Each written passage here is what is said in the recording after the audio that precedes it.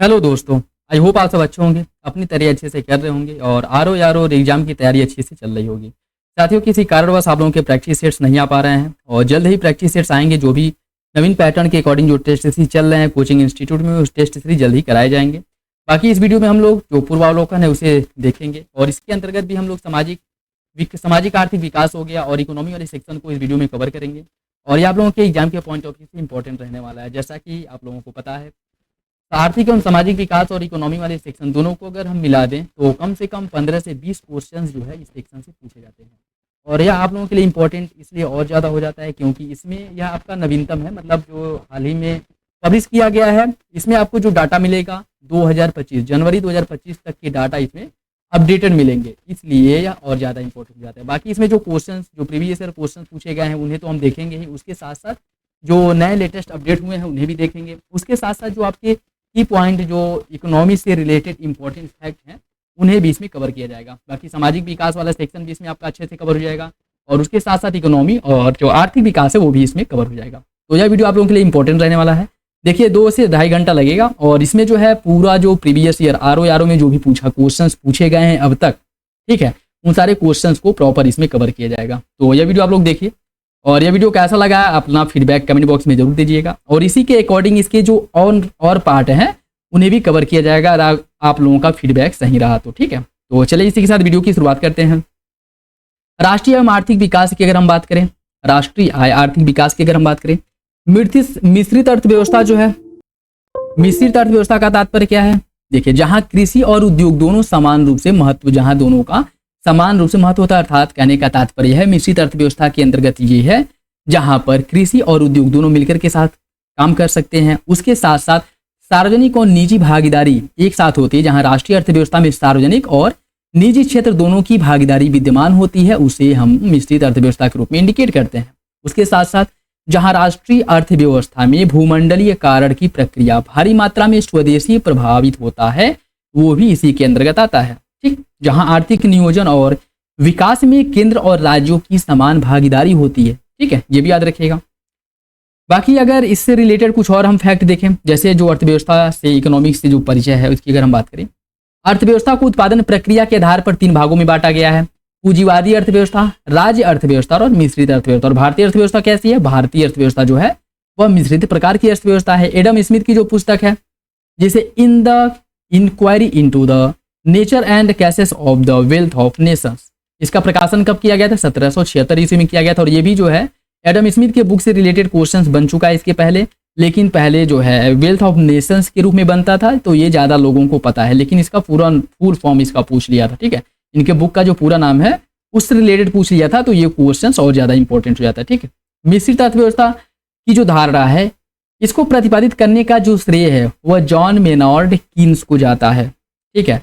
और जो सेक्टर या क्षेत्र की अगर हम बात करें, इस दृष्टि से अर्थव्यवस्था को 3 भागों में बांटा गया है, प्राथमिक, द्वितीयक और तृतीयक। प्राथमिक जैसे जो कृषि क्षेत्र, कृषि और संबंधित क्षेत्रों की जहां पर विद्यमान होती हैं या कह सकते हैं कि इनकी जहां पे सर्वोच्चता होती है। द्वितीयक क्षेत्र जहां पे उद्योगों के माध्यम से जो प्रोडक्शन वगैरह किया जाता है, ठीक है। और तृतीयक जो सेवाओं का आयात निर्यात होता है, ठीक है।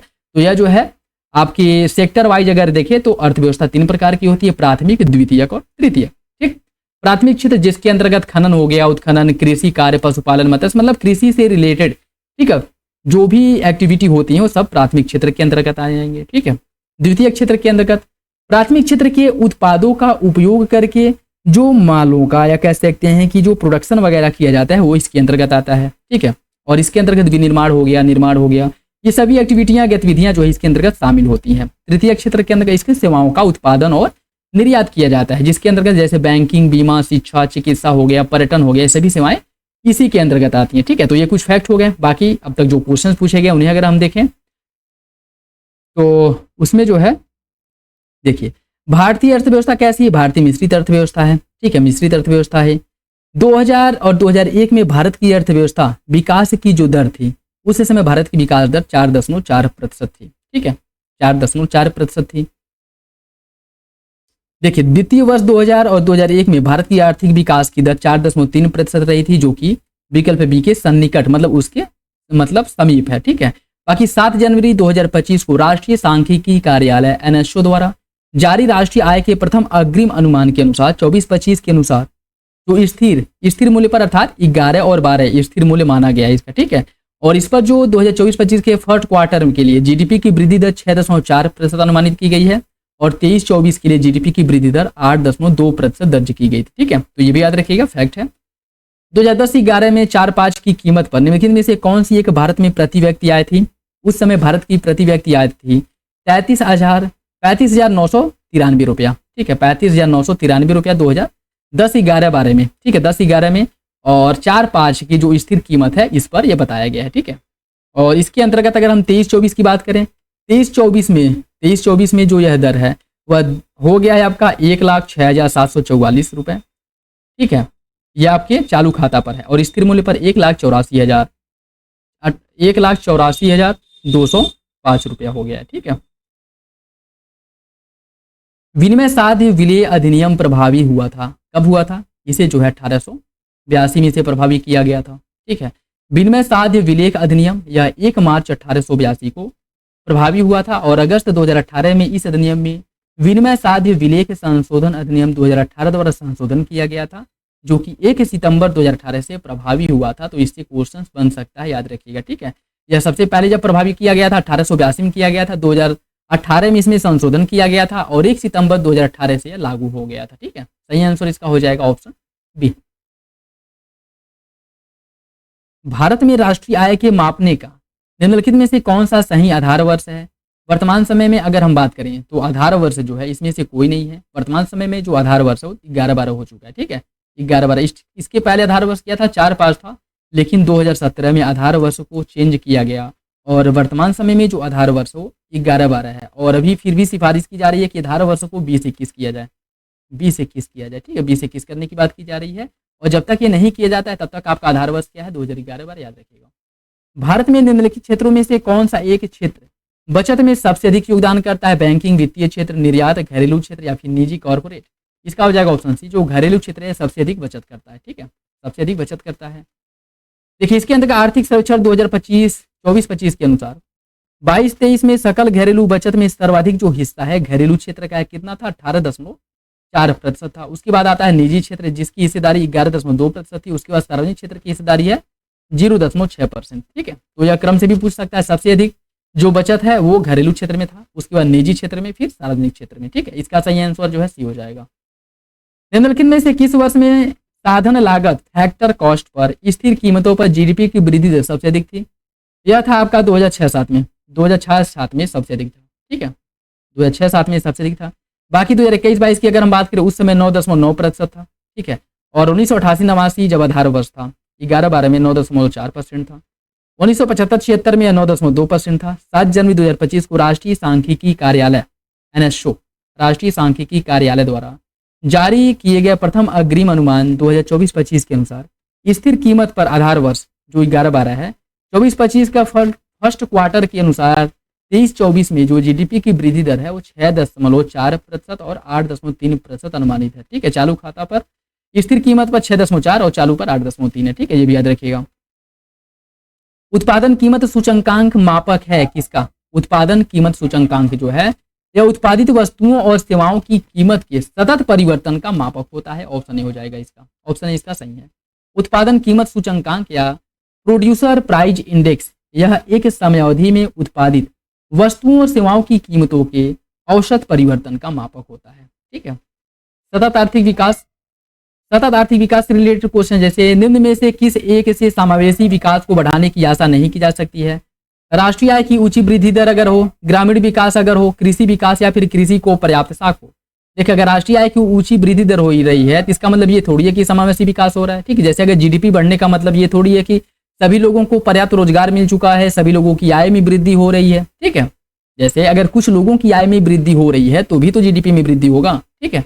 तो राष्ट्रीय आय की अगर वृद्धि दर ऊंची रहती है तो इसका मतलब ये नहीं है कि यह समावेशी विकास का द्योतक है, ठीक है। बाकी अगर ग्रामीण विकास होता है तो इसे हम मान सकते हैं कृषि विकास हो रहा है और कृषि को अगर पर्याप्त साख उपलब्ध कराया जा रहा है तो यह तीनों जो है समावेशी विकास के अंतर्गत आएंगे, ठीक है। समावेशी विकास की अगर हम बात करें इसके अंतर्गत प्रगति बहुआयामी अवधारणा है जिसमें बुनियादी सुविधाओं में सुधार के साथ साथ शिक्षा, स्वास्थ्य, रोजगार के बेहतर अवसरों की उपलब्धता को परिलक्षित किया जाता है और इसी के साथ गरीबी को कम किया जाता है, जिसका प्रमुख आयाम है। और यह जो है केवल राष्ट्रीय आय की ऊंची वृद्धि दर से समावेशी विकास को बढ़ने की आशा नहीं की जा सकती है, जैसा कि आप लोगों को बताया गया है। ठीक है, बाकी कुछ इंपॉर्टेंट फैक्ट है वो भी देख लीजिए।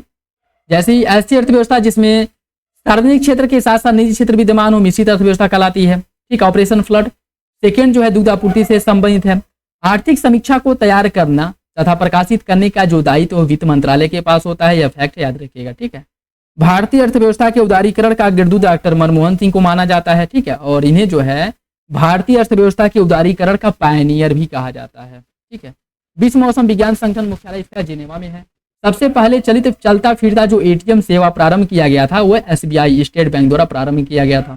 ठीक, किसी देश की आर्थिक वृद्धि जो इकोनॉमिक ग्रोथ है, इसकी आधारभूत माप सकल घरेलू उत्पाद होता है अर्थात जीडीपी होता है। ठीक है, इसी के आधार पर जो है किसी भी देश की इकोनॉमिक ग्रोथ क्या किया जाता है, मापा जाता है। ठीक, आर्थिक समृद्धि से अभिप्राय किसी समय अवधि में किसी अर्थव्यवस्था में होने वाली वास्तविक आय की वृद्धि से संबंधित होता है। ठीक है, जीएनपी की बात करें, सकल राष्ट्रीय उत्पाद, किसी देश के नागरिकों द्वारा देश के भीतर या बाहर एक वर्ष में उत्पादित सभी अंतिम वस्तुओं एवं सेवाओं का कुल मौद्रिक मूल्य होता है, जिसमें से पूंजी ह्रास को घटाने से शुद्ध राष्ट्रीय आय एनएनपी प्राप्त होता है।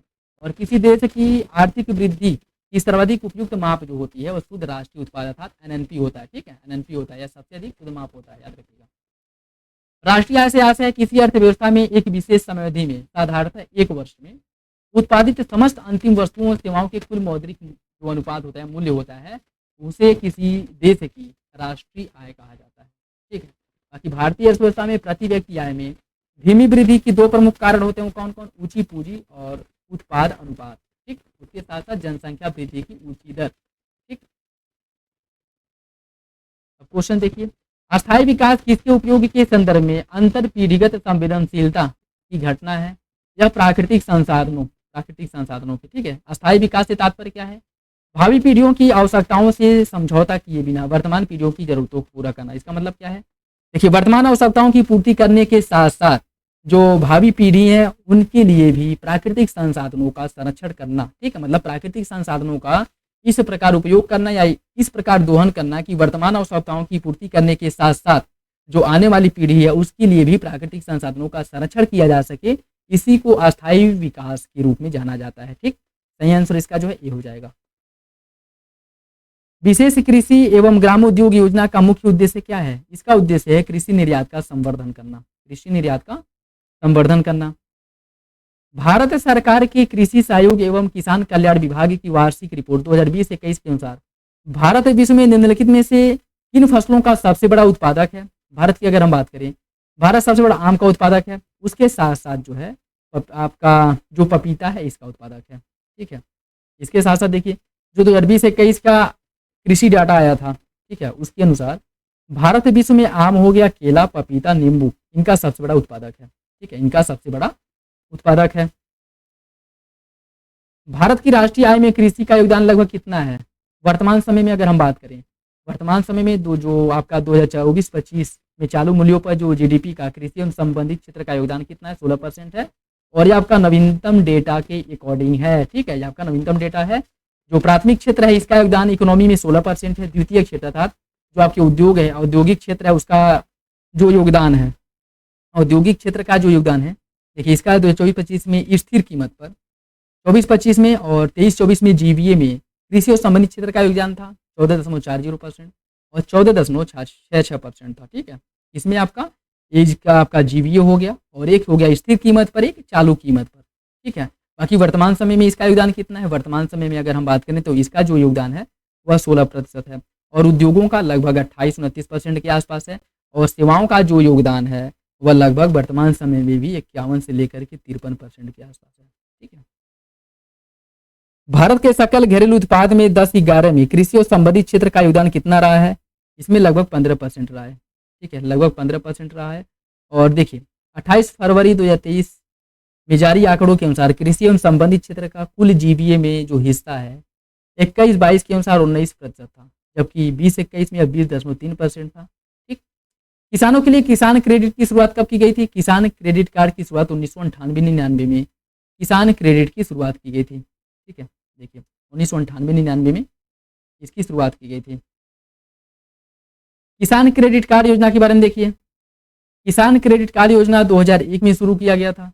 यह योजना किसानों को उनकी खेती की आवश्यकताओं के लिए पर्याप्त और समयानुकूल साख समर्थन प्रदान करता है। इसका सही आंसर भी हो जाएगा। दूसरा आपका सही, पहला गलत है, क्योंकि इसकी शुरुआत 2001 में नहीं बल्कि 1998-99 में किया गया था। ठीक है। किसान का भारतीय मॉडल किसके हितों की सुरक्षा करता है? यह व्यक्ति और राज्य दोनों के हितों की सुरक्षा करता है। व्यक्ति और राज्य दोनों के हितों की सुरक्षा करता है। भारतीय अर्थव्यवस्था के विकास, जैसे कि यह मिश्रित अर्थव्यवस्था है। मिश्रित अर्थव्यवस्था के तहत सार्वजनिक, पब्लिक और निजी क्षेत्रों की देश में विकास कार्यक्रम में भागीदारी होती है। सार्वजनिक क्षेत्र का प्रशासन जहां राज्य करता है, वही निजी क्षेत्र का प्रशासन व्यक्तियों के हाथ में होता है। ठीक है। तो भारतीय इकोनॉमी जो है वह निजी और सार्वजनिक दोनों क्षेत्रों से मिलकर काम करता है। ठीक। कृषि श्रमिक के सामाजिक सुरक्षा योजना उपलब्ध कराता है पेंशन और बीमा लाभ। ऑप्शन सी हो जाएगा इसका। ठीक। बाकी देखिए, केरल राज्य में मानव विकास सूचकांक यह सबसे अधिक है। मानव निर्धनता सूचकांक 1997 की मानव विकास रिपोर्ट में प्रस्तुत किया गया था सबसे पहले। सेवा क्षेत्र में भारत के सकल घरेलू उत्पाद में सबसे अधिक जो अंशदान करता है वो कौन सा है? सेवा क्षेत्र का है। ठीक। और जैसे जैसे अर्थव्यवस्था का विकास होता है वैसे वैसे जीडीपी में तृतीय क्षेत्र सेक्टर अर्थात जो सेवा क्षेत्र है इसका योगदान बढ़ता जाता है। ठीक है। सकल राष्ट्रीय सुख को प्रगति का सूचक माना जाता है और 21 देश में माना गया है, मतलब भूटान में। जैसे जीडीपी के साथ इनके जो जीडीपी के साथ जो आकलन किया जाता है वो वर्ल्ड हैप्पीनेस, ठीक है, देश में जो खुशी का स्तर है वो कैसा है इसका भी मापन होता है और ऐसा करने वाला भूटान पहला देश है। मानव विकास का प्रतिवेदन का सर्वप्रथम जो प्रकाशन किया गया था वो मध्य प्रदेश में किया गया था। ठीक है। मानव विकास सूचकांक के अंतर्गत शामिल साक्षरता दर, जन्म के समय, आयु, संभावित और वास्तविक क्रय शक्ति पर आधारित प्रति व्यक्ति सकल राष्ट्रीय आय जीएनआई। भारत में नियोजित अर्थव्यवस्था मिश्रित अर्थव्यवस्था पर आधारित है। निम्नलिखित में से कौन सा राष्ट्रीय बागवानी मिशन का उद्देश्य नहीं है? वित्तीय सहायता प्रदान करना, बागवानी क्षेत्र में उचित समृद्धि प्राप्त करना, शस्योत्तर व्यवस्था अर्थात पोस्ट हार्वेस्ट मैनेजमेंट और मानव संसाधन विकास। इसमें देखिए ये तीनों हैं। बाकी जो वित्तीय सहायता प्रदान करना यह राष्ट्रीय बागवानी मिशन का उद्देश्य नहीं है, तो सही आंसर इसका ये हो जाएगा। ठीक है। बाकी उद्योग से रिलेटेड क्वेश्चन जो फैक्ट है वो देखिए। जैसे स्वतंत्रता के बाद देश की प्रथम औद्योगिक नीति की घोषणा 6 अप्रैल 1948 को की गई थी, स्वतंत्रता के बाद। ठीक। और भारत की दूसरी औद्योगिक नीति 30 अप्रैल 1956 को पंडित जवाहरलाल नेहरू द्वारा संसद में पेश किया गया था। यमुनानगर हरियाणा, गुवाहाटी असम और बल्लारपुर महाराष्ट्र यह कागज विनिर्माण उद्योग के लिए फेमस है। ये भी फैक्ट याद रखिएगा। पर्ल फिशिंग के लिए तूतीकोरिन, ऑटोमोबाइल उद्योग के लिए पुणे, पोत निर्माण के लिए मर्मगोवा और इंजीनियरिंग सामान के लिए पिंजौर यह मुख्य रूप से प्रसिद्ध है। द्वितीय पंचवर्षीय योजना अवधि में भिलाई इस्पात संयंत्र बीएसपी को तत्कालीन सोवियत संघ यूएसएसआर के सहयोग से दुर्गापुर इस्पात संयंत्र कारखाना पश्चिम बंगाल, ब्रिटेन की सहायता से राउरकेला इस्पात संयंत्र जो है ओडिशा में जर्मनी के सहयोग से स्थापित किया गया था द्वितीय पंचवर्षीय योजना के समय। तो यह याद रखिएगा। ठीक है। जो आपका भिलाई इस्पात संयंत्र है इसका स्थापना किया गया था किसके? यूएसएसआर के सहयोग से, दुर्गापुर का ब्रिटेन के सहयोग से, और जो राउरकेला है या जर्मनी के सहयोग से स्थापित किया गया था द्वितीय पंचवर्षीय योजना के समय। और वर्तमान समय में महारत्न कंपनियों की संख्या 12 नहीं 14 हो गई है। ठीक है, 14 हो गई है।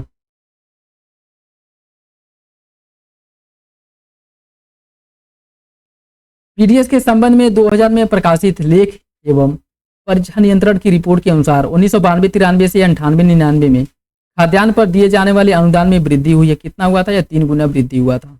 ठीक है, 3 गुना वृद्धि हुआ था उस समय।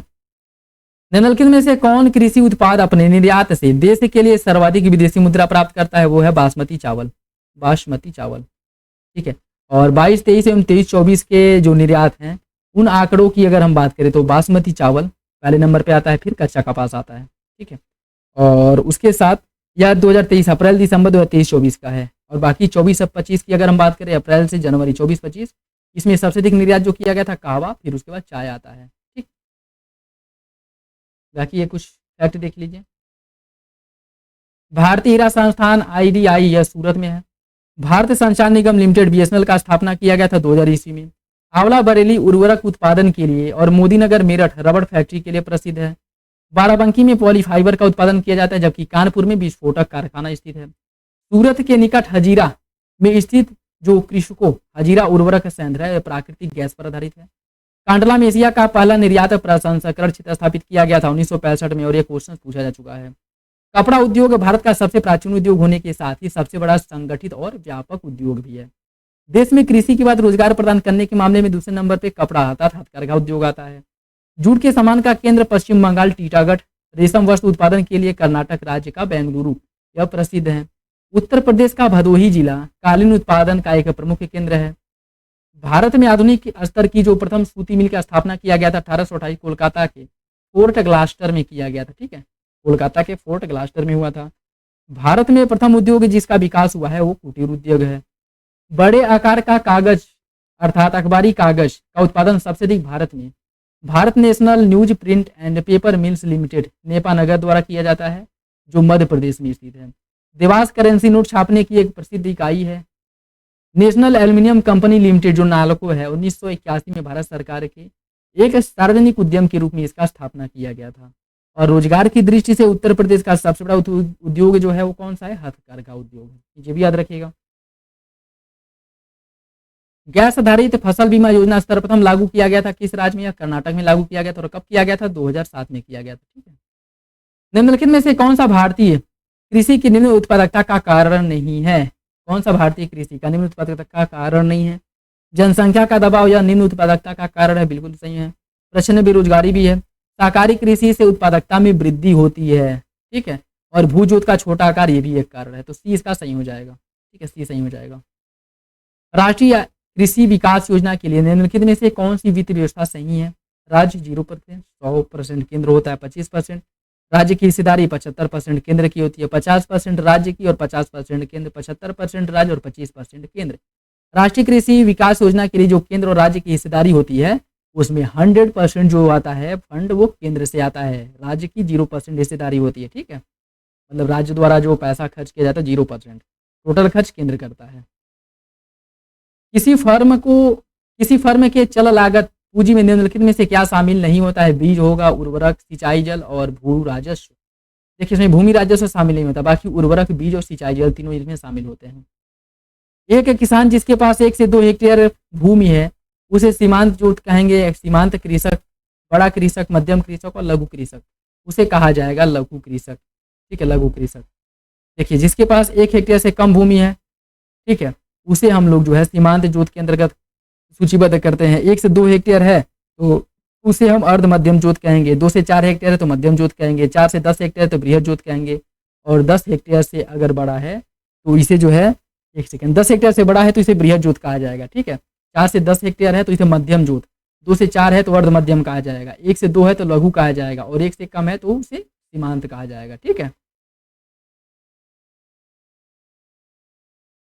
देखिए तृतीय क्षेत्र के अंतर्गत सेवा क्षेत्र या सेवा उद्योग आता है, जिसमें व्यापार, होटल, परिवहन, संचार, बैंकिंग, बीमा, वास्तविक संपत्ति, सार्वजनिक प्रशासन, सुरक्षा, शिक्षा, अचल संपत्ति, पत्र पत्रिकाएं, मनोरंजन और विदेशी क्षेत्र, ये सभी जो है तृतीय क्षेत्र अर्थात सेवा क्षेत्र के अंतर्गत आते हैं। गोल्डन हैंडशेक या स्वैच्छिक सेवानिवृत्ति योजना से संबंधित है। Golden handshake. ठीक, सार्वजनिक उद्यमों में विनिवेश वित्तीय वर्ष 91-92 में शुरू किया गया था, जिस समय एलपीजी रिफॉर्म आया था। ठीक है, एलपीजी रिफॉर्म। ठीक, अखिल भारतीय खादी ग्रामोद्योग बोर्ड का स्थापना जो है स्थापना प्रथम योजना के अंतर्गत की गई थी। बाकी ये कुछ संस्थान है और कहाँ स्थित है वो आप देखिए, जैसे विशाखापट्टनम आंध्र प्रदेश पोत निर्माण के लिए फेमस है, मुरी झारखंड एल्युमिनियम उद्योग के लिए, गुड़गांव हरियाणा मोटर गाड़ी निर्माण के लिए, पनकी उत्तर प्रदेश उर्वरक निर्माण, कोयम्बटूर सूती वस्त्र निर्माण, राउरकेला लौह इस्पात उद्योग, कपूरथला रेल डिब्बा उद्योग, बरौनी तेल शोधनशाला, सिगरौली मध्य प्रदेश कोयला और कजराहट चुनार उत्तर प्रदेश सीमेंट, कोयली बड़ोदरा गुजरात तेल शोधनशाला और आनंद गुजरात दूध। ये सभी जो है याद रखिएगा, इसलिए इंपॉर्टेंट है ये सभी स्थल, ये आप लोग एक बार जरूर देख लीजिएगा। प्रधानमंत्री सुरक्षा बीमा योजना यह 20 रुपये प्रतिवर्ष, पहले इसे 12 रुपया था जिसे बढ़ाकर 20 रुपया कर दिया गया है। इस प्रीमियम पर दुर्घटना में मृत्यु या पूर्ण विकलांगता पर 2 लाख रुपए का दुर्घटना बीमा और आंशिक विकलांगता पर 1 लाख रुपए का बीमा उपलब्ध होता है आपको। ठीक है, और 18 से लेकर के 70 वर्ष इसकी आयु है, मतलब 18 से लेकर के 70 वर्ष की आयु तक आप इसके पात्र रहेंगे। इसमें क्या कर सकते हैं? अंशदान कर सकते हैं। निम्नलिखित में से कौन सी एजेंसी भारत से कृषि सामानों के निर्यात में निम्नलिखित नहीं है, का भागीदार नहीं है? NAFED, state trading corporation, IFFCO या फिर एमएमटीसी। इसका हो जाएगा ऑप्शन सी, इफको। इफको क्या है? देखिए नाफेड की बात करें या स्टेट ट्रेडिंग कॉरपोरेशन एसटीसी और एमएमटीसी भारत में कृषि उत्पादों के निर्यात करने वाली संस्थाएं, जबकि इफको जो है यह रासायनिक उर्वरक उत्पादन और निर्यात तथा आयात करने वाली एक संस्था है। ठीक है। भारत के राज्यों में से उत्तर प्रदेश निम्नलिखित में से किन फसलों का अग्रणी उत्पादक है? गेहूं, आलू, गन्ना। ऑप्शन बी हो जाएगा। भारत के कृषि उत्पाद व्यापार व वाणिज्य बिल 2020 में निम्न में से किसका उल्लेख नहीं किया गया था? आवश्यक वस्तु संविदा कृषि, न्यूनतम समर्थन मूल्य, कृषि उत्पाद विपणन समिति। किसका इसमें मतलब प्रावधान नहीं किया गया था? देखिए, इसमें अगर हम बात करें 2020 जो कि सितंबर 2020 में पारित हुआ और 2021 में इसे निरस्त कर दिया गया था। इसके जो प्रावधान थे किसानों को उनकी उपज के विक्रय की स्वतंत्रता प्रदान करने के लिए ऐसी व्यवस्था का निर्माण करना जहां किसानों और व्यापारियों कृषि उपज मंडी के बाहर भी अन्य माध्यम से उत्पादों को सरलतापूर्वक व्यापार कर सकें। यह विधेयक राज्यों की अधिसूचित मंडियों के अतिरिक्त राज्य के भीतर एवं बाहर देश के किसी भी स्थान पर किसानों को अपना उपज निर्बाध रूप से बेचने की स्वतंत्रता देती है। वर्तमान समय में क्या है कि आपके जो पास जो मंडी है, जो सरकारी मंडी जो एपीएमसी स्थापित है, एपीएमसी, किसान वहीं पे अपने उत्पाद को बेच सकते हैं। लेकिन ये जो विधेयक आया था इसमें यह प्रावधान था कि आप इस एपीएमसी के साथ साथ अन्य भी, अगर मान लीजिए कहीं आपको अच्छा पैसा मिलता है, ठीक है, इस जो आपके नज़दीक का एपीएमसी है वहाँ पर किसी उत्पाद का आपको 10 रुपये मिलता है, दूसरी जगह आपको 12 रुपये मिलता है, तो आपके पास पूरी स्वतंत्रता है, आपकी पूरी स्वतंत्रता है कि आप चाहें तो अपने उत्पाद को इस जो आपके क्षेत्राधिकार से बाहर है यहाँ पर भी अपने सामानों को बेच सकते हैं। ये भी प्रावधान इसमें किया गया था। ठीक है। इसके साथ साथ किसानों को अपने उत्पाद के लिए कोई उपकर नहीं देना होगा और उन्हें माल ढुलाई का खर्च भी वहन नहीं करना होगा। यह विधेयक किसानों को ई ट्रेडिंग मंच उपलब्ध कराएगा जिससे इलेक्ट्रॉनिक माध्यम से निर्बाध व्यापार सुनिश्चित किया जा सकेगा। उसके साथ साथ मंडियों के अतिरिक्त व्यापार क्षेत्र में फॉर्मिगेट, कोल्ड स्टोरेज, वेयर हाउस, प्रसंस्करण यूनिट पर भी व्यापार की स्वतंत्रता दी गई थी और किसान खरीदार से सीधे जुड़ सकेंगे, जिससे बिचौलियों और मिलने वाले जो लाभ हैं, जैसे बिचौलियों जो हैं उनको क्या किया जाएगा, सीधे बाहर कर दिया जाएगा और क्रेता और विक्रेता दोनों एक दूसरे से सीधे क्या करेंगे, संपर्क करेंगे। ठीक है, ये भी इसमें प्रावधान किया गया था। ठीक, बाकी देखिए अटल पेंशन योजना, यह योजना से रिलेटेड क्वेश्चन जैसे कि बनता ही है। इसमें शामिल होने की आय क्या 18 से 40 वर्ष है। 1000 रुपये, 2000, 3000, 4000, 5000 पेंशन 60 वर्ष के बाद आपको मिलेगा। जैसे आप अंशदान करेंगे उसी के अकॉर्डिंग आपको महीने में पेंशन दिया जाएगा। ठीक है, और 5 वर्ष तक सरकार लाभार्थियों के प्रीमियम पर 50% अर्थात 1000 रुपये का वार्षिक में से जो भी कम होगा उसना कौन अंशदान करेगा, सरकार अंशदान करेगी। ठीक, प्रधानमंत्री जीवन ज्योति बीमा योजना, इसमें भी शामिल होने की आयु 18 से 50 वर्ष है। अटल पेंशन योजना में 18 से 40 वर्ष है, इसमें 18 से 50 वर्ष है। इसमें अंशदान कितना करना है आपको, 436 रुपये अंशदान करना है। पहले कितना करना था, 330 रुपये बढ़ाकर 436 रुपये कर दिया गया है।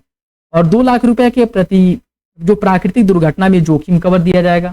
ठीक है, नीति आयोग में अटल अन्वेषण मिशन की स्थापना का प्रस्ताव भी दिया गया था। इस मिशन की स्थापना 150 करोड़ रुपए के प्रावधान के साथ की गई थी। सेतु क्या है, सेतु यानी कि स्वरोजगार और प्रतिभा को उपयोग, self employment and talent utilisation नामक तंत्र की स्थापना के लिए नीति आयोग ने 1000 करोड़ रुपए का प्रावधान किया था। ठीक है, ग्रामीण युवकों को नियोजनीयता बढ़ाने के लिए दीनदयाल उपाध्याय ग्रामीण कौशल योजना की भी शुरुआत की गई थी। ठीक है, ये भी याद रखिएगा। भारत में राजकोषीय नीति जो फिस्कल पॉलिसी है केंद्र सरकार के वित्त मंत्रालय निर्धारित करता है, जबकि आरबीआई मौद्रिक नीति बनाती है। ठीक है, तो मौद्रिक नीति बनाने की जिम्मेदारी आरबीआई के पास है, जबकि जो राजकोषीय नीति है यह बनाने की जिम्मेदारी वित्त मंत्रालय अर्थात केंद्र सरकार के पास है। ठीक है, ये भी याद रखिएगा।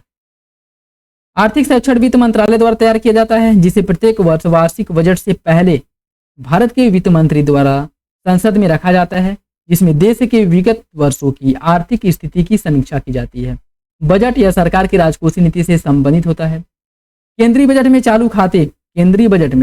चालू खाते या राजस्व व्यय की सबसे बड़ी मद ब्याज की अदायगी होती है और वर्तमान समय में भी यही है। ठीक है, प्रगामी और प्रगतिशील कर आय के पुनर्वितरण का सर्वोत्तम तरीका समझाता है। ठीक है, बाकी देखिए नेक्स्ट आपका जो क्वेश्चन है, कौन सा इसमें से सम्मिलित नहीं है। रबड़ का सबसे बड़ा जो उत्पादक है थाईलैंड है, कावा का मंगोलिया, जैतून का स्पेन और गन्ना का ब्राजील।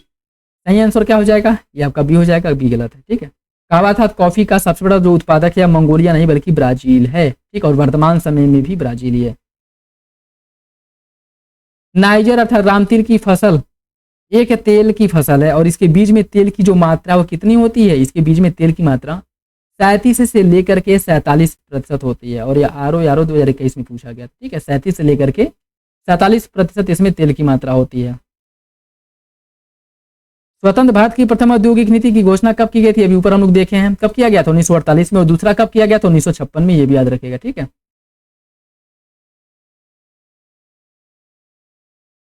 नेक्स्ट देखिए, सूक्ष्म लघु एवं मध्यम उद्यम एमएसएमई अधिनियम 2020 के बारे में। भारत सरकार ने 13 मई 2020 को आत्मनिर्भर भारत पैकेज के अंतर्गत एमएसएमई की नई परिभाषा घोषित की और यह बदली परिभाषा 1 जून 2020 से प्रभावी हो गया। नई परिभाषा में विनिर्मित तथा सेवा क्षेत्र की इकाइयों में वर्गीकरण का एक समान सूत्र अपनाया गया है। इसका सही आंसर क्या होगा? इसका सही आंसर भी हो जाएगा, पहला तीसरा सही है, दूसरा गलत हो जाएगा, ठीक है।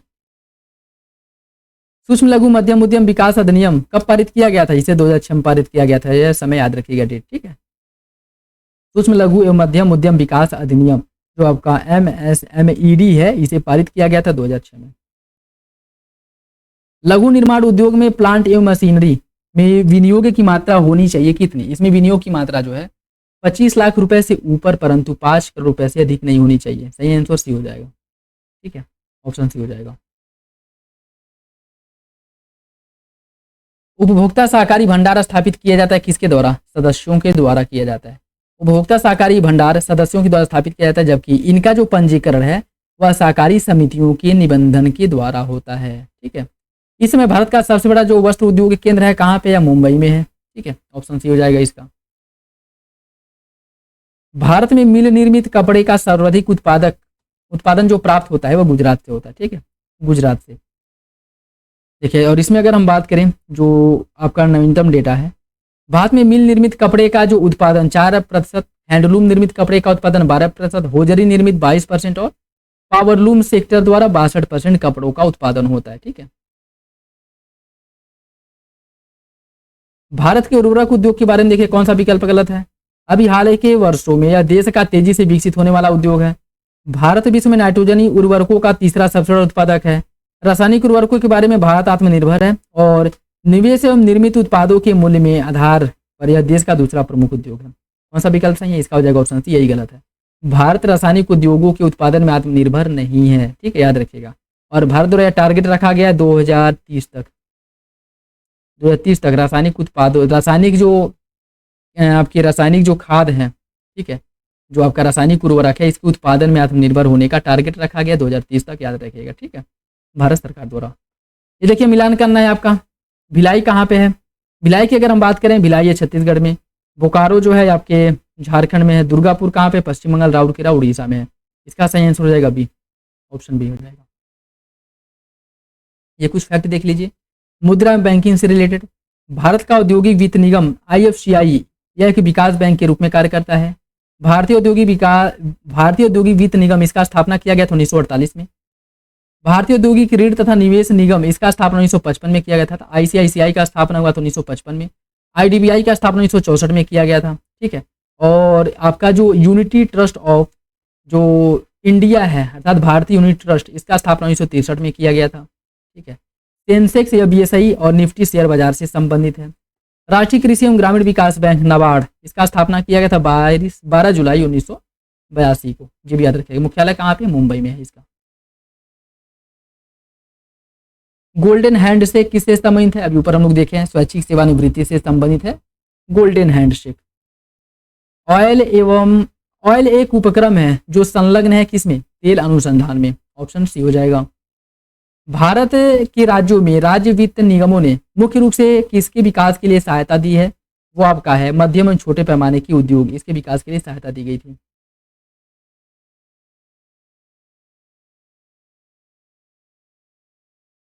जी देखिए, महारत्न कंपनी 13 मार्च 2025 तक, महारत्न कंपनियों की संख्या कितनी हो गई है? 14 हो गई है, ठीक है। 13 मार्च 2025 तक ये नवीनतम डेटा है, ठीक। और अब तक जो है महारत्न कंपनियों की संख्या कितनी हो गई? 14 हो गई, जैसा कि आप लोगों को ऊपर बताया भी गया है। भेल है, गेल है, सेल, IOC है, NTPC है, सेल है, ONGC है, BPCL है, power grid corporation of India limited है, हिंदुस्तान पेट्रोलियम कॉर्पोरेशन लिमिटेड है, पावर फाइनेंस कॉर्पोरेशन लिमिटेड, ग्रामीण विद्युतीकरण निगम लिमिटेड, ऑयल इंडिया लिमिटेड और हिंदुस्तान एरोनॉटिक्स लिमिटेड। 14वीं कंपनी नवीनतम है, ठीक है। निम्नलिखित में से किस भारतीय सार्वजनिक क्षेत्र की उपक्रम को 4 नवरत्न कंपनियों को दिया गया महारत्न का दर्जा नहीं प्राप्त है? इसमें आपका जो है BEL है, ठीक है, BEL। किसान क्रेडिट कार्ड 1998 में शुरू किया गया था, ठीक है, अभी हम लोग देखे ही हैं। विश्व का सबसे पुराना स्टॉक एक्सचेंज एंटवर्प या बेल्जियम का है। बॉम्बे स्टॉक एक्सचेंज बीएसई के संवेदी सूचकांक को संक्षिप्त रूप में सेंसेक्स कहा जाता है। बॉम्बे शेयर बाजार बीएसई या दलाल स्ट्रीट मुंबई महाराष्ट्र में स्थित है। वर्तमान में स्टेट बैंक ऑफ इंडिया को छोड़ करके भारत में राष्ट्रीयकृत बैंकों की संख्या जो है वो 11 है। सार्वजनिक क्षेत्र के बैंकों में स्टेट बैंक ऑफ इंडिया सबसे बड़ा व्यापारिक बैंक है और वर्तमान में इसके अध्यक्ष कौन है? दिनेश कुमार खन्ना। बाकी आप लोग कमेंट बॉक्स में बताइएगा कि यही है कि चेंज हो गए हैं। ठीक, स्टेट बैंक भारत का पहला बैंक था जिसने चीन में अपनी प्रथम शाखा खोली थी। भारत के निजी क्षेत्र के एक्सिस बैंक ने संघाई चीन में सर्वप्रथम अपनी शाखा खोली थी। मतलब निजी क्षेत्र का अगर पूछे तो एक्सिस बैंक होगा, सार्वजनिक क्षेत्र का पूछे तो वो आपका स्टेट बैंक होगा। ठीक है। स्मार्ट मनी शब्द का प्रयोग क्रेडिट कार्ड के लिए किया जाता है। प्लास्टिक मनी यह नगद कैश या मुद्रा का एक विकल्प है जिसकी सहायता से वस्तुओं और सेवाओं की खरीदारी की जाती है। Plastic money, credit card, debit card, smart card और एटीएम कार्ड ये सभी क्या है? ये सभी प्लास्टिक मनी के अंतर्गत आते हैं। ठीक है। और प्लास्टिक मनी का सर्वप्रथम जो प्रयोग किया गया था ऑस्ट्रेलिया द्वारा किया गया था, ये भी याद रखिएगा।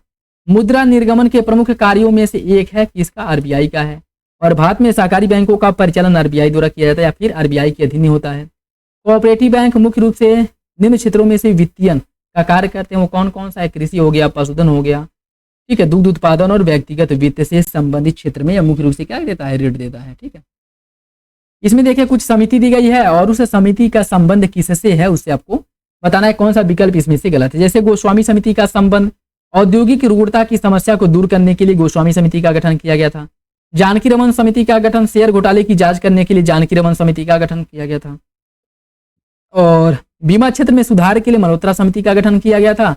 तारापुर समिति का जो गठन है वो पूंजी खाते की परिवर्तनीयता के लिए सुझाव देने के उद्देश्य से तारापुर समिति का गठन किया गया था। तो गलत इसका डी हो जाएगा।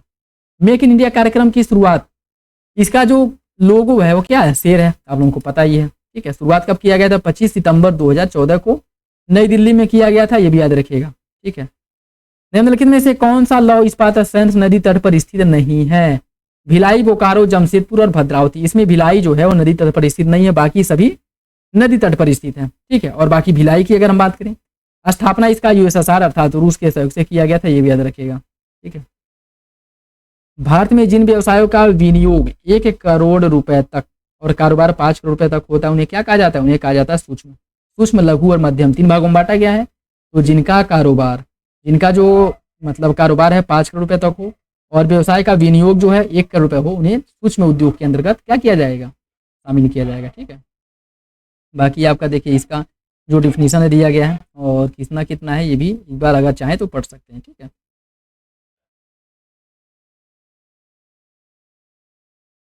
देखिए भारत में सर्वप्रथम बैंकों का राष्ट्रीयकरण 1969 में 14 बैंकों का किया गया था। उसके बाद 6 बैंकों का राष्ट्रीयकरण 1980 में होता है। ठीक है। दोबारा बैंक दर क्या है? वह दर है जिस पर भारतीय रिजर्व बैंक वाणिज्यिक बैंकों की प्रतिभूतियों की पुनर्कटौती करता है। ठीक है। सामान्य अर्थ में कहें तो यह वह दर है जिस पर रिजर्व बैंक वाणिज्यिक बैंकों को ऋण प्रदान करता है। ठीक है। भारत में सहकारी बैंक 3 स्तर पर कार्य करते हैं। प्राथमिक स्तर पर राज्य सहकारी बैंक के रूप में, द्वितीय स्तर पर केंद्रीय सहकारी बैंक के रूप में, जो जनपद स्तर पर कार्य करता है और इसलिए इन्हें जिला सहकारी बैंक भी कहा जाता है। और तृतीय स्तर पर या ग्रामीण स्तर पर कार्य करता है जिन्हें ग्रामीण ऋण समिति या फिर प्राथमिक ऋण समिति के रूप में भी जाना जाता है। ठीक है। काली मुद्रा से तात्पर्य ऐसी मुद्रा से है जिस पर आयकर नहीं दिया गया, अर्थात इसी को ब्लैक मनी कहा जाता है जिस पर आयकर की चोरी कर ली गई है। ठीक है। बाकी ये कुछ बैंक हैं, इनका स्थापना कब हुआ था? स्टेट बैंक 1955, अग्रणी बैंक, लीड बैंक की योजना की शुरुआत की गई थी 1969 में, क्षेत्रीय ग्रामीण बैंक आरआरबी की स्थापना 1975 और नाबार्ड 1982। ठीक है। ये भी याद रखिएगा।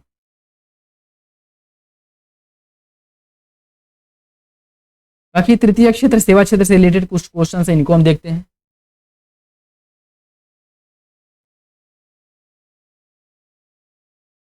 कौन सा सेक्टर या क्षेत्र जो है तृतीय क्षेत्र के अंतर्गत आता है?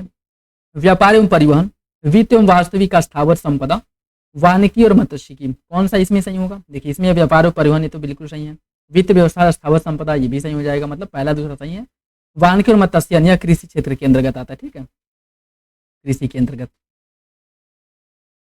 परिवहन, संचार, वाणिज्य किसके अंतर्गत आता है? ये सभी जो है आपके आ जाएंगे तृतीय क्षेत्र के अंतर्गत। ठीक है। तृतीय क्षेत्र के अंतर्गत देखिए सभी आरओ में पूछे गए क्वेश्चंस हैं। ठीक है। भारतीय अर्थव्यवस्था में तृतीय क्षेत्र की भागीदारी 16-17 में कितनी थी? देखिए 16-17 इसका हमारे लिए कोई उपयोग नहीं है। ठीक है। तो वर्तमान समय में अगर हम तृतीय क्षेत्र की बात करें तो सेवा क्षेत्र की जो हिस्सेदारी है आपको ऊपर बता भी गया है, 51 से लेकर 53%। ठीक है, वर्तमान समय में 53% है। ठीक है, भारतीय अर्थव्यवस्था में किस क्षेत्र का सकल घरेलू उत्पाद में सबसे अधिक योगदान है? वो आपका सेवा क्षेत्र है, लगभग 53%। ठीक, बाकी कुछ फैक्ट जो हैं वो देख लीजिए। बांग्लादेश की मुद्रा क्या है? टका है।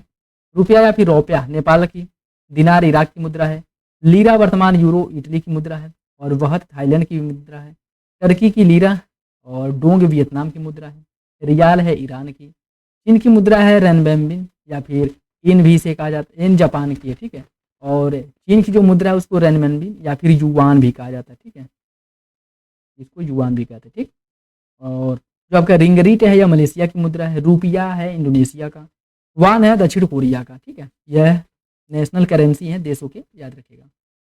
रिजर्व बैंक का स्थापना 1935 में हुआ है। यह केंद्र सरकार का मतलब बैंकों का बैंक कहा जाता है, केंद्र सरकार का बैंकर इसे कहा जाता है। यह मौद्रिक नीति बनाता है और लागू करता है। ठीक है, यह अंतर्राष्ट्रीय मुद्रा कोष के सिलसिले में सरकार के एजेंट के रूप में कार्य करता है। यह बैंकों का बैंक है। यह भारत में प्रथम स्टॉक एक्सचेंज 1875 में स्थापित किया गया था। भारतीय रुपए को मार्च 1994 में चालू खाते में परिवर्तनीय बनाया गया था। मौद्रिक नीति का निर्माण भारत में आरबीआई करता है। ठीक है, आरबीआई द्वारा मौद्रिक नीति का निर्माण किया जाता है। सरकार ने बीमा व्यवसाय के नियमन के लिए इंश्योरेंस नियमन एवं विकास प्राधिकरण अर्थात इरडा का गठन किया था। और जीवन बीमा निगम जो आपका एलआईसी है, इसका स्थापना किया गया था 1956 में। एस्चुअरी शब्द अर्थात बीमा से संबंधित है। ठीक है, और भारत में शेयर बाजारों के लिए मुख्य नियंत्रक जो कार्य है वो कौन करता है? भारतीय प्रतिभूति एवं विनिमय बोर्ड अर्थात सेबी करता है। मुद्रास्फीति से सौदिक लाभ ऋणी को होता है, और सहकारी साख समितियों का ढांचा जो होता है त्रिस्तरीय होता है। ठीक है, ये कुछ फैक्ट है, ये भी देख लीजिएगा। राजकोषीय नीति से रिलेटेड जो क्वेश्चन है, जैसे आईटीसी का मतलब किसी पंजीकृत व्यक्ति द्वारा प्राप्त वस्तुओं सेवाओं या फिर दोनों की आपूर्ति पर इनपुट टैक्स क्रेडिट है। आईटीसी की पात्रता जो इस प्रकार हो सकती है: कर योग्य आपूर्ति, गैर कर योग्य आपूर्ति, शून्य रेटेड आपूर्ति। और यह आपका 23 जो पेपर रद्द हो गया उसमें क्वेश्चन पूछा गया था। इसका सही आंसर केवल एक हो जाएगा, दूसरा गलत है। ठीक है, दूसरा गलत है। देखिए, इनपुट टैक्स क्रेडिट जो आईटीसी है, इसका अर्थ होता है कि किसी पूंजीकृत व्यक्ति द्वारा प्राप्त वस्तुओं सेवाओं या फिर दोनों की आपूर्ति पर किए गए टैक्स का भुगतान। ठीक, और इनपुट टैक्स क्रेडिट की पात्रता के तहत सिर्फ कर योग्य आपूर्ति एवं शून्य रेटेड आपूर्ति ही शामिल होते हैं, न कि गैर योग्य आपूर्ति। तो दूसरा गलत हो जाएगा। ठीक है, वार्षिक आर्थिक समीक्षा को तैयार करने के लिए निम्नलिखित में से कौन उत्तरदायी है? इसे तैयार किया जाता है किसके द्वारा? वित्त मंत्रालय द्वारा इसे तैयार किया जाता है। तो ये भी याद रखिएगा। ठीक है, वित्त मंत्रालय।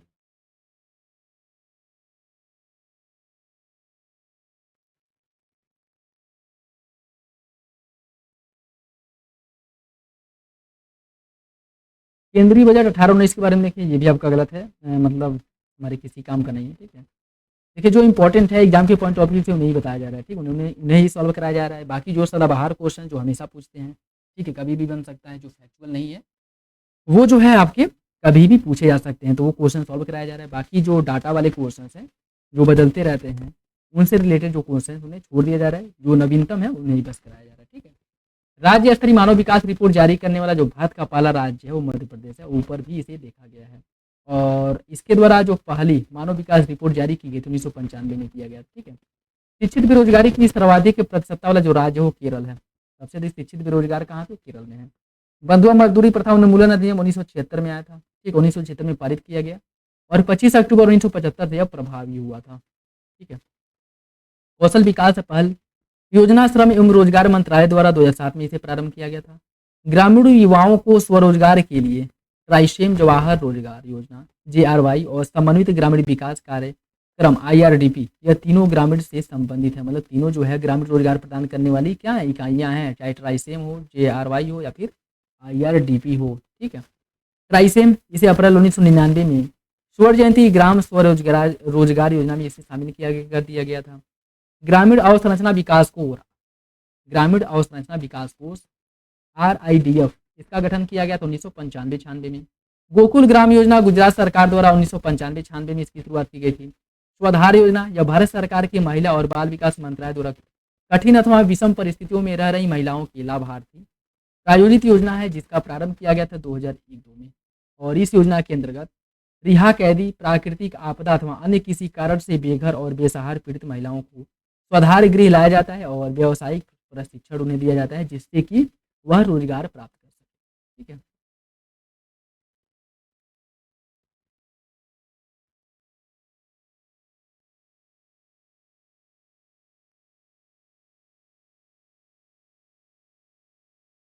ये बजट से रिलेटेड है तो आपका पुराना है तो ये हमारे किसी काम का नहीं। ठीक है।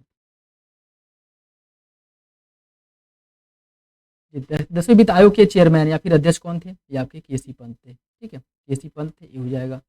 और 1995 से 2000 ईस्वी की अवधि के लिए केंद्र राज्यों के मध्य राजस्व वितरण और सहायता अनुदान से संबंधित जो गठित की गई थी 10वां वित्त आयोग, इसके अध्यक्ष थे केसी पंत।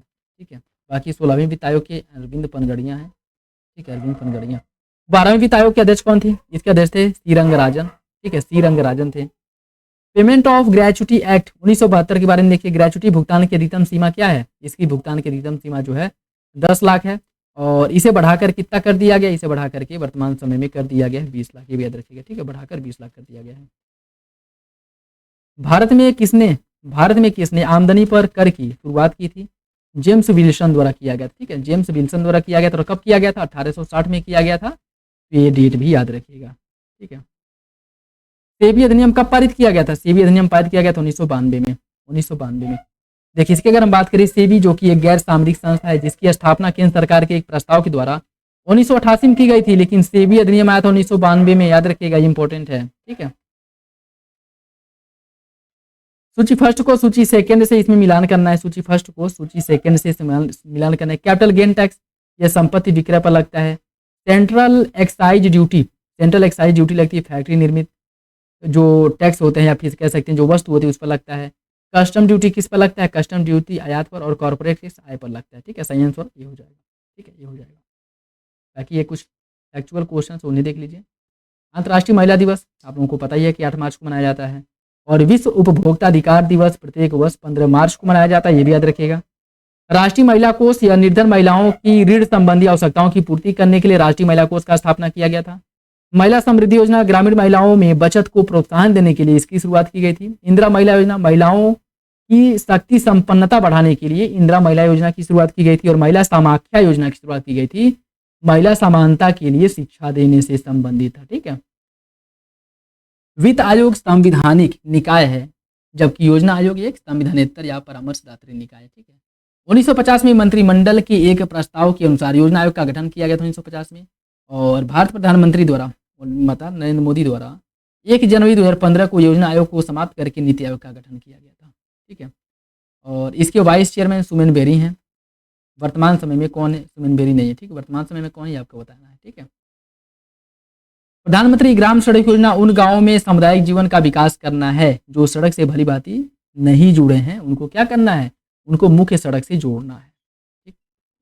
भारत में मूल्य संवर्धित कर निम्नलिखित में से किसका स्थान लेगा? यह जो है उपयुक्त में से सभी, अर्थात विक्रय और क्रय कर, प्रवेश कर और पंड्यावर्त कर, इन सभी का स्थान कौन ले लेगा? मूल्य संवर्धित कर अर्थात वैट जिसे कहा जाता है। ठीक है, वैट, वैल्यू ऑडिट टैक्स। ठीक, इसे 1 अप्रैल 2005 को लागू किया गया था। ठीक है। और सबसे लास्ट में इसे कौन लागू किया था वैट को? वो आपका यूपी लागू किया था। इसके द्वारा 2008 में किया गया। ठीक है। वर्तमान समय वैट को समाप्त कर दिया गया और इसकी जगह पे जीएसटी आ गया। ठीक है। जीएसटी किस प्रकार का कर है? जीएसटी एक अप्रत्यक्ष टैक्स है, आप लोगों को पता ही है, ऑप्शन बी हो जाएगा। ठीक है, जो कि 1 जुलाई 2017 को पूरे भारत में इसे लागू कर दिया गया था। राजस्व तटस्थ दर जो हाल ही में समाचारों में था, यह किससे संबंधित है? यह वस्तु एवं सेवा कर था, जीएसटी से संबंधित है। तो ऑप्शन इसका ये हो जाएगा। भारतीय अर्थव्यवस्था में वस्तु एवं सेवा कर का संग्रहण अक्टूबर 2020 में कितना रहा था? 1 लाख करोड़ रुपए से अधिक था। ठीक है। तो भारत में दीर्घकालीन राजकोषीय नीति की घोषणा किस वित्त मंत्री द्वारा की गई थी? वीपी सिंह द्वारा किया गया था। कब किया गया था? 1985-86 में किया गया था। ये भी याद रखिएगा। ठीक है।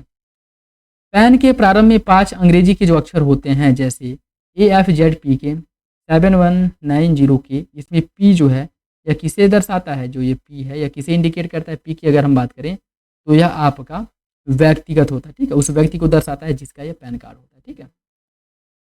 बाकी ये कुछ राष्ट्रीय ग्रामीण रोजगार गारंटी कार्यक्रम, यह रोजगार कार्यक्रम से अलग है क्योंकि यह रोजगार की एक योजना न होकर के कानूनी व्यवस्था है। ठीक है, आश्रय बीमा योजना, इसका उद्देश्य ऐसे कामगारों को सामाजिक सुरक्षा उपलब्ध कराना है जो बेरोजगार हो गए हैं।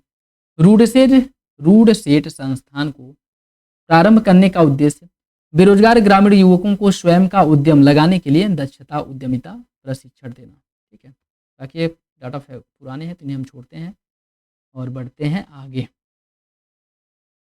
ठीक है, देखिए पैन कार्ड जो है, जो इसमें आपका सी स्टार्टिंग कंपनी हो गया, फी पर्सन, एच जो आपका हिंदू अनडिवाइडेड फैमिली, और एफ फॉर्म हो गया एसोसिएट ऑफ पर्सन। ठीक है, ये सभी जो है अब देख लीजिएगा। निम्नलिखित में से कौन सा एक प्रत्यक्ष कर है? वो आपका संपदा कर जो है ये प्रत्यक्ष कर है। ठीक है, संपदा कर प्रत्यक्ष कर है। या योजना से रिलेटेड, जैसे भारत में योजना आयोग का सृजन किया गया था किसके द्वारा? मंत्रिमंडल के एक प्रस्ताव द्वारा 1950 15 मार्च 1950 को इसका गठन किया गया था और 1 जनवरी 2015 को इसके समाप्त करके नीति आयोग की शुरुआत की गई। ठीक है, ये देखिए इनको मिलान करना है, ये जो अब दिए गए हैं इनका मिलान करना है। इसमें अगर हम बात करें स्वर्ण जयंती ग्राम स्वरोजगार योजना, इसकी शुरुआत कब की गई थी? इसकी शुरुआत की गई थी 2005 में। ठीक है, और स्वर्ण जयंती शहरी स्वरोजगार योजना, इसकी शुरुआत कब की गई थी? 1999 में। ठीक, जवाहर रोजगार योजना की शुरुआत कब की गई थी? जवाहर रोजगार योजना की शुरुआत 1989 में हुआ था। और राष्ट्रीय ग्रामीण स्वच्छता मिशन, इसकी शुरुआत कब? एक सेकेंड,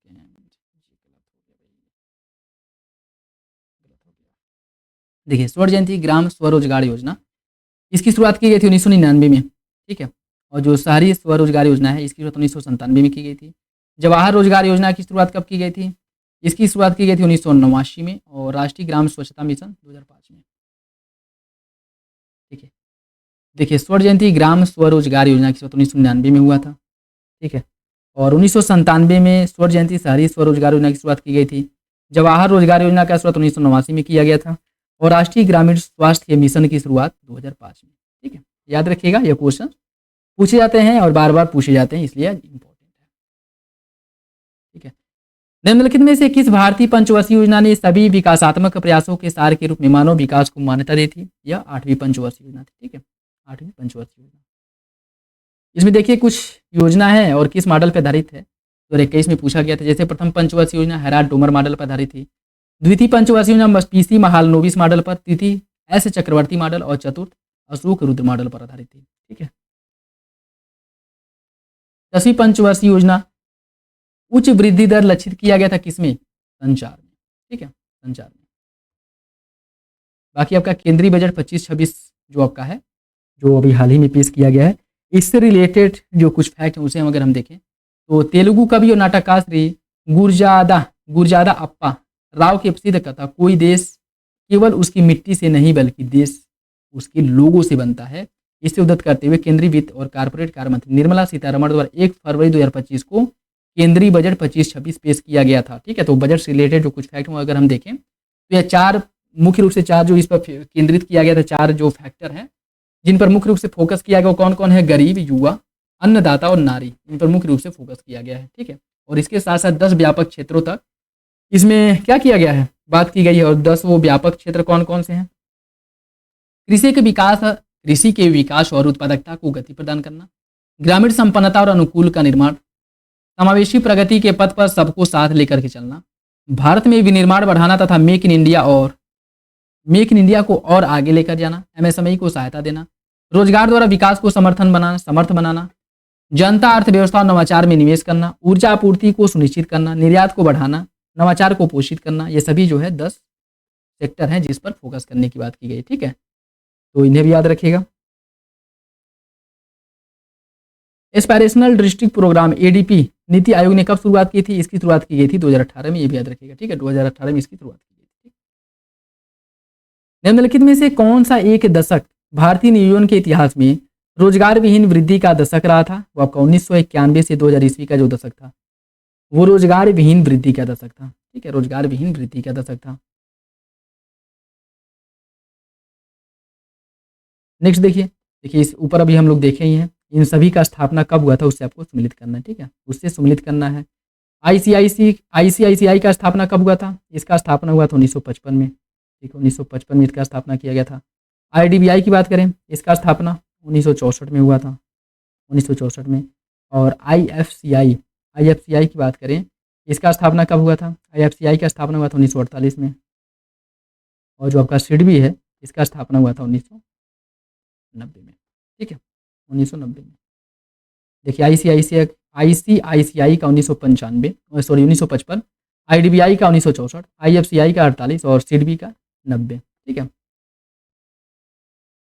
देखिए बजट में जो रेखांकित किया गया है, कृषि, MSME, निवेश, निर्यात के विकास करना। ठीक है, उसके साथ साथ भारत की यात्रा के 4 जो शक्तिशाली इंजन के रूप में इनको क्या किया गया है, इनको जो है इंडिकेशन के रूप में रखा गया है। ठीक है, कि मतलब भारत की विकास यात्रा में जो 4 शक्तिशाली मेन पिलर हैं वो यही हैं, कृषि, MSME, निवेश और निर्यात। ठीक, और इसमें सुधार को ईंधन के रूप में, समावेशिता को मार्गदर्शक प्रेरणा के रूप में और विकसित भारत को लक्ष्य के रूप में रखा गया है। और यह बजट 25-26 से रिलेटेड फैक्ट है, इसलिए इंपॉर्टेंट हो जाता है आपके लिए। ठीक है, और बजट में राज्यों की भागीदारी के साथ प्रधानमंत्री धन धान्य कृषि योजना की शुरुआत की गई है। और इसके अंतर्गत कम उत्पादकता, कम फसलों की बुआई और औसत से कम ऋण मानदंडों वाले 100 जिलों को शामिल इसके अंतर्गत किया जाएगा। और इस कार्यक्रम से 1.7 करोड़ किसानों को मदद मिलेगी। ठीक है, ये फैक्ट याद रखिएगा। राज्यों की भागीदारी से एक व्यापक बहुक्षेत्रीय ग्रामीण संपन्नता और अनुकूल निर्माण कार्यक्रम को प्रारंभ करने की बात की गई है। इसके पहले चरण में 100 विकासशील कृषि जिलों को शामिल किया जाएगा। केंद्रीय वित्त एवं कारपोरेट कार्य मंत्री ने घोषणा किया है कि सरकार तूर, उड़द और मसूर पर विशेष ध्यान देने के साथ दालों में आत्मनिर्भरता के लिए 6 वर्षीय दलहन आत्मनिर्भरता मिशन की शुभारंभ करेगी। याद रखिएगा, दलहन आत्मनिर्भरता मिशन की शुरुआत की गई है। बजट 2025-26 में 6 वर्ष के लिए किया गया है। और मुख्य रूप से जिन दालों पे फोकस करने की बात की गई है उसमें आपका तूर है। ठीक है, तूर है, उड़द है और मसूर है। ठीक है, मसूर है, इन पर फोकस करने की बात की गई है। ये भी याद रखिएगा, इंपॉर्टेंट है। देखिए आपका 2023 में आया था क्वेश्चन, इलाहाबाद बैंक का स्थापना कब किया गया था? इलाहाबाद बैंक का स्थापना जो है 1865 में हुआ था। पंजाब नेशनल बैंक का स्थापना कब किया गया था? 1894 में हुआ था पंजाब नेशनल बैंक का स्थापना। अवध कमर्शियल बैंक का स्थापना 1881 में और the alliance of bank of Shimla का स्थापना 1874 में किया गया था। सही आंसर इसका सी हो जाएगा। ठीक है, सही आंसर सी हो जाएगा। ये देखिए, Allahabad bank 1865, Punjab national bank 1894, Awadh commercial bank 1881 और the alliance bank of Shimla 1874। ठीक है, और वर्तमान समय में इलाहाबाद बैंक का जो विलय है वह इंडियन बैंक में कर दिया गया है, तो ये भी याद रखिएगा। नाबार्ड का मुख्यालय कहाँ पे? मुंबई में, आप लोगों को पता ही है। और नाबार्ड का स्थापना कब किया गया था? 1982 में। ठीक है,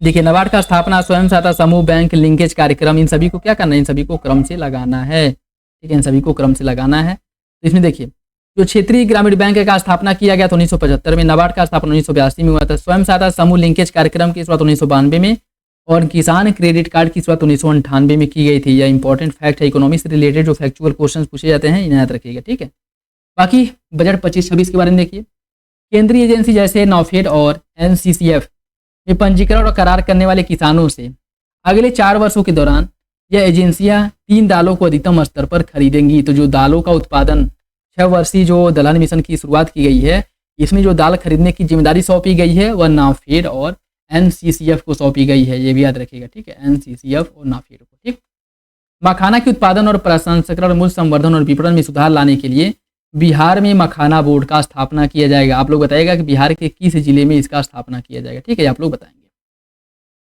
राष्ट्रीय उच्च पैदावार बीज मिशन का कार्यान्वयन किया जाएगा, जिसका उद्देश्य है अनुसंधान परिवेश को बढ़ावा देना, उच्च पैदावार, कीट प्रतिरोधी तथा जलवायु अनुकूलन के गुणों से संपन्न बीजों का लक्षित विकास और प्रचार करना। 3 जुलाई 2024 से जारी किया गया बीजों के 100 से अधिक किस्मों को वाणिज्यिक स्तर पर उपलब्ध कराना होगा। भारत मत्स्य उत्पादन और जलीय कृषि के क्षेत्र में विश्व भर में दूसरा सबसे बड़ा उत्पादक है। इंपॉर्टेंट फैक्ट याद रखिएगा। ठीक है, भारत मत्स्य उत्पादन और जलीय कृषि के क्षेत्र में विश्व में, वर्ल्ड में दूसरे नंबर पे है। ठीक है, कपास कृषि की उत्पादकता और वहनीयता में पर्याप्त सुधार लाने के लिए एक पंचवर्षीय कपास उत्पादकता मिशन की भी शुरुआत की गई है। तो याद रखिएगा, दलहन मिशन की शुरुआत की गई है 6 वर्ष के लिए और कपास उत्पादकता मिशन की शुरुआत की गई है 5 वर्ष के लिए। दोनों इंपॉर्टेंट है। ठीक है, और इस जो पंचवर्षीय मिशन है इसमें किस पे फोकस किया जाएगा? जो लंबे रेशे वाले किस्मों के कपास हैं इनके बढ़ावा देने इनको जो है बढ़ावा देने के मुख्य रूप से फोकस किया गया जाएगा, गुणवत्ता में सुधार करने पर फोकस किया जाएगा। ठीक है। संशोधित ब्याज योजना के अंतर्गत किसान क्रेडिट कार्ड के माध्यम से 7.7 करोड़ किसान, मछुआरों और डेयरी किसानों को लाभ मिलेगा। अल्पकालीन ऋण की सीमा जो 3 लाख रुपए थी, इस बढ़ा करके 5 लाख रुपए कर दिया गया। केसीसी के माध्यम से जो ऋण मिलता था, ठीक है, पहले 3 लाख मिलता था, अब इसको बढ़ाकर 5 लाख कर दिया गया। ठीक है। यूरिया उत्पादन में आत्मनिर्भरता हेतु केंद्र सरकार द्वारा पूर्वी क्षेत्र में निष्क्रिय पड़े 3 यूरिया संयंत्रों में पुनः उत्पादन प्रारंभ करेगी। एमएसएमई को अधिक व्यापक पैमाने पर दक्षता, प्रौद्योगिकी उन्नयन और पूंजी तक बेहतर पहुंच सुनिश्चित करने के लिए उनमें सहायता करने के उद्देश्य से सभी एमएसएमई जो हैं इनको वर्गीकृत किया गया है और इनके आधार पर जो इसमें मतलब इनका जो विभाजन किया गया 2.5 गुना 2 गुना मतलब बढ़ाया गया है। ठीक है। बाकी जो क्वेश्चन से देखिए, सिडबी का मुख्यालय कहाँ पे है? सिडबी का मुख्यालय लखनऊ में। स्थापना कब हुआ था? 1990 में हुआ था। ठीक है। निम्नलिखित में से कौन सा बैंक सार्वजनिक क्षेत्र का वाणिज्यिक बैंक है? Indian overseas bank, option C हो जाएगा। ठीक है, इंडियन ओवरसीज बैंक। सभी व्यापारी मूल्य बढ़ोतरी से लाभ कमाते हैं। मूल्य बढ़ोतरी के कारण ग्राहक को अपनी आवश्यकताओं में कटौती करनी पड़ती है। कौन सा विकल्प इसका सही है? देखिए दोनों सही है लेकिन व्याख्या नहीं करता। सभी व्यापारी मूल्य बढ़ोतरी से लाभ कमाते हैं। ठीक है, लाभ कमाते हैं। जैसे मूल्य में अगर वृद्धि होगी तो व्यापारियों को लाभ तो होगा, ये बिल्कुल होगा, लेकिन मूल्य बढ़ोतरी के कारण ग्राहकों को अपनी आवश्यकताओं में कटौती करनी पड़ती है, ये बात भी सही है, लेकिन दोनों अलग अलग सही है लेकिन व्याख्या नहीं करते हैं। ठीक है। निम्नलिखित में से कौन सा एक निजी क्षेत्र का बैंक है? निजी बैंक है वो आपका पंजाब बैंक जो है। ठीक है, पंजाब बैंक। पंजाब बैंक को छोड़ करके बाकी जो तीनों सार्वजनिक क्षेत्र के बैंक हैं। निम्नलिखित कीमत सूचकांकों में से केंद्र सरकार के कर्मचारियों की मजदूरी में क्षतिपूर्ति हेतु किसका प्रयोग किया जाता है? यह किया औद्योगिक कर्मियों के लिए उपभोक्ता कीमत सूचकांक का। ठीक है, CPI-IW, CPI-IW। ठीक है, consumer price index, industrial worker. ठीक है, इसका उपयोग किया जाता है। ठीक है। भारत में कर्मचारियों के महंगाई भत्ते का निर्धारण का जो आधार वर्ष है वो उपभोक्ता कीमत सूचकांक है। उपभोक्ता कीमत सूचकांक, ठीक, अर्थात CPI, consumer price index, industrial worker. ठीक।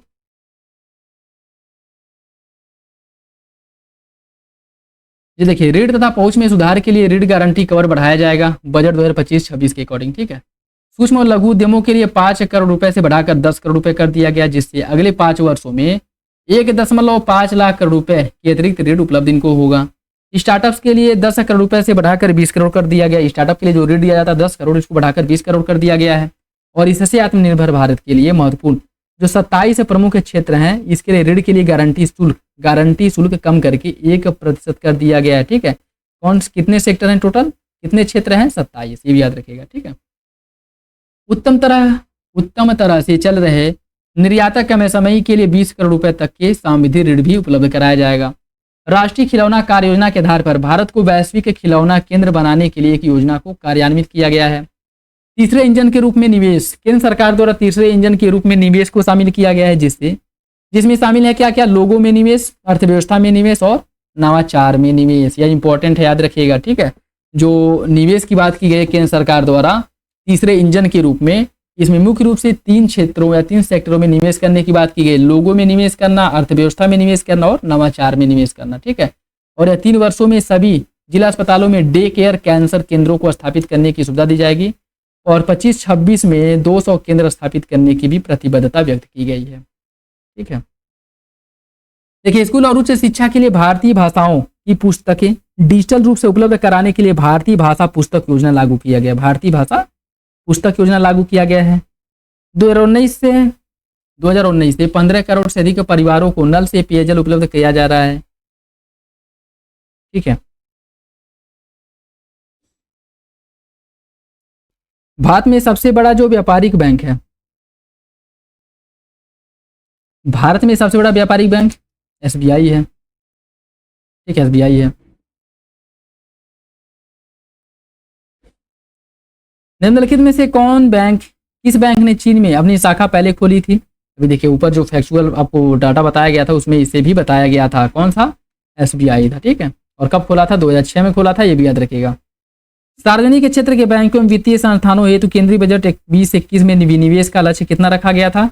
90,000 करोड़ रखा गया था। ठीक है, ये भी फैक्ट पूछ सकता है। ठीक, ये देखिए, यह जो है इंडियन बैंक किस प्रकार का बैंक है? इंडियन बैंक की बात करें तो यह सार्वजनिक क्षेत्र का बैंक है। ठीक है, जो आपका ICICI बैंक है निजी क्षेत्र का बैंक है। सिटी बैंक क्या है? सिटी विदेशी बैंक है और सारस्वत सहकारी बैंक है। Option D 4, 3, 1, 2। ठीक है, बाकी ये बजट वाला देख लीजिए।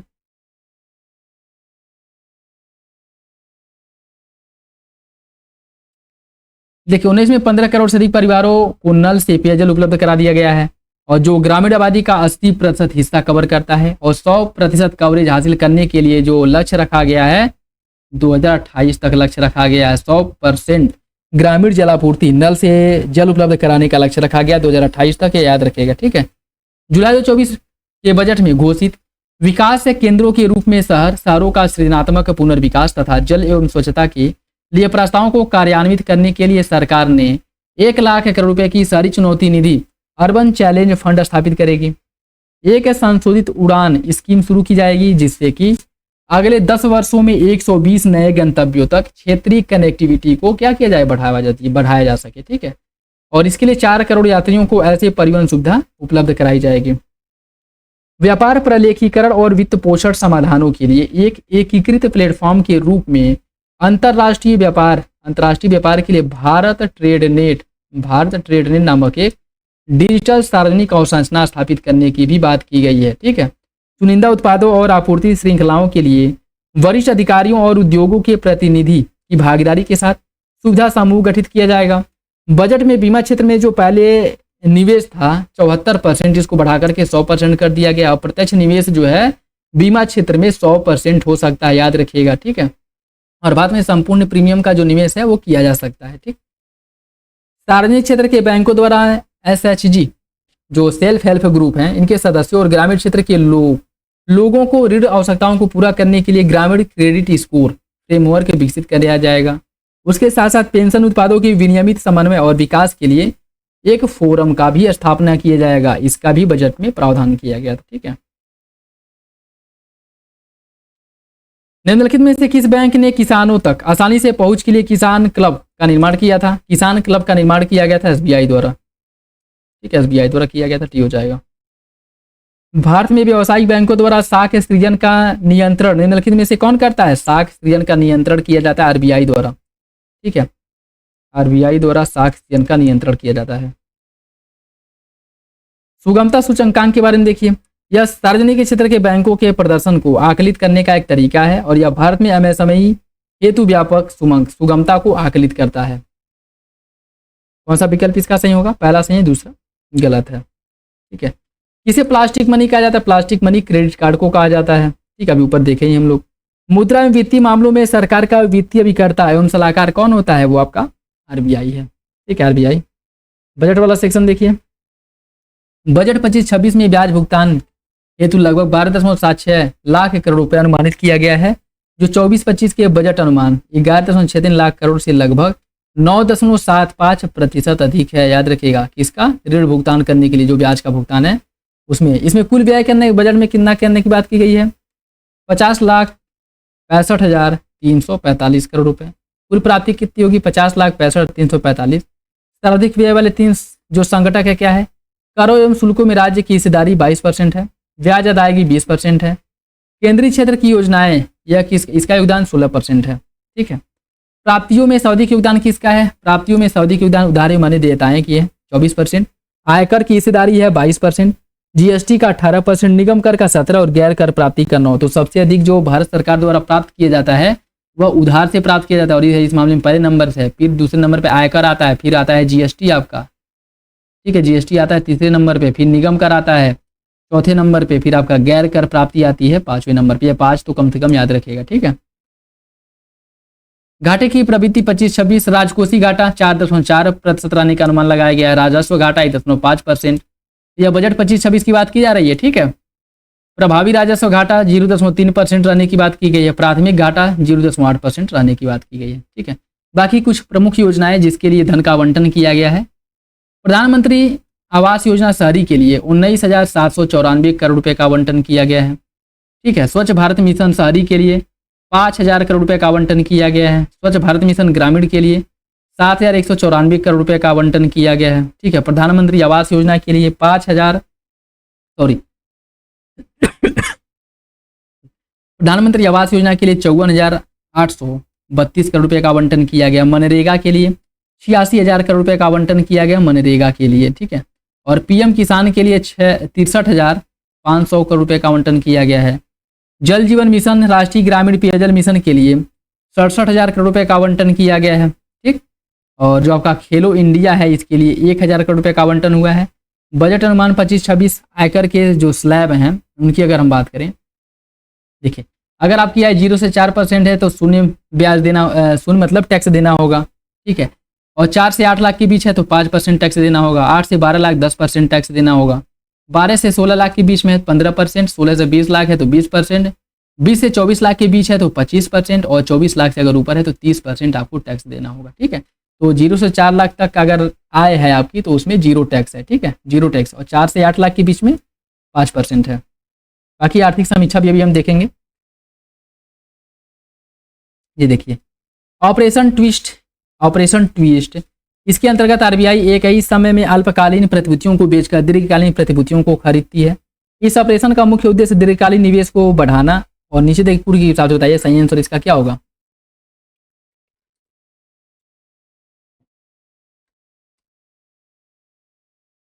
देखिए इसका सही आंसर हो जाएगा, दोनों विकल्प सही और आर की सही व्याख्या करता है। ठीक है,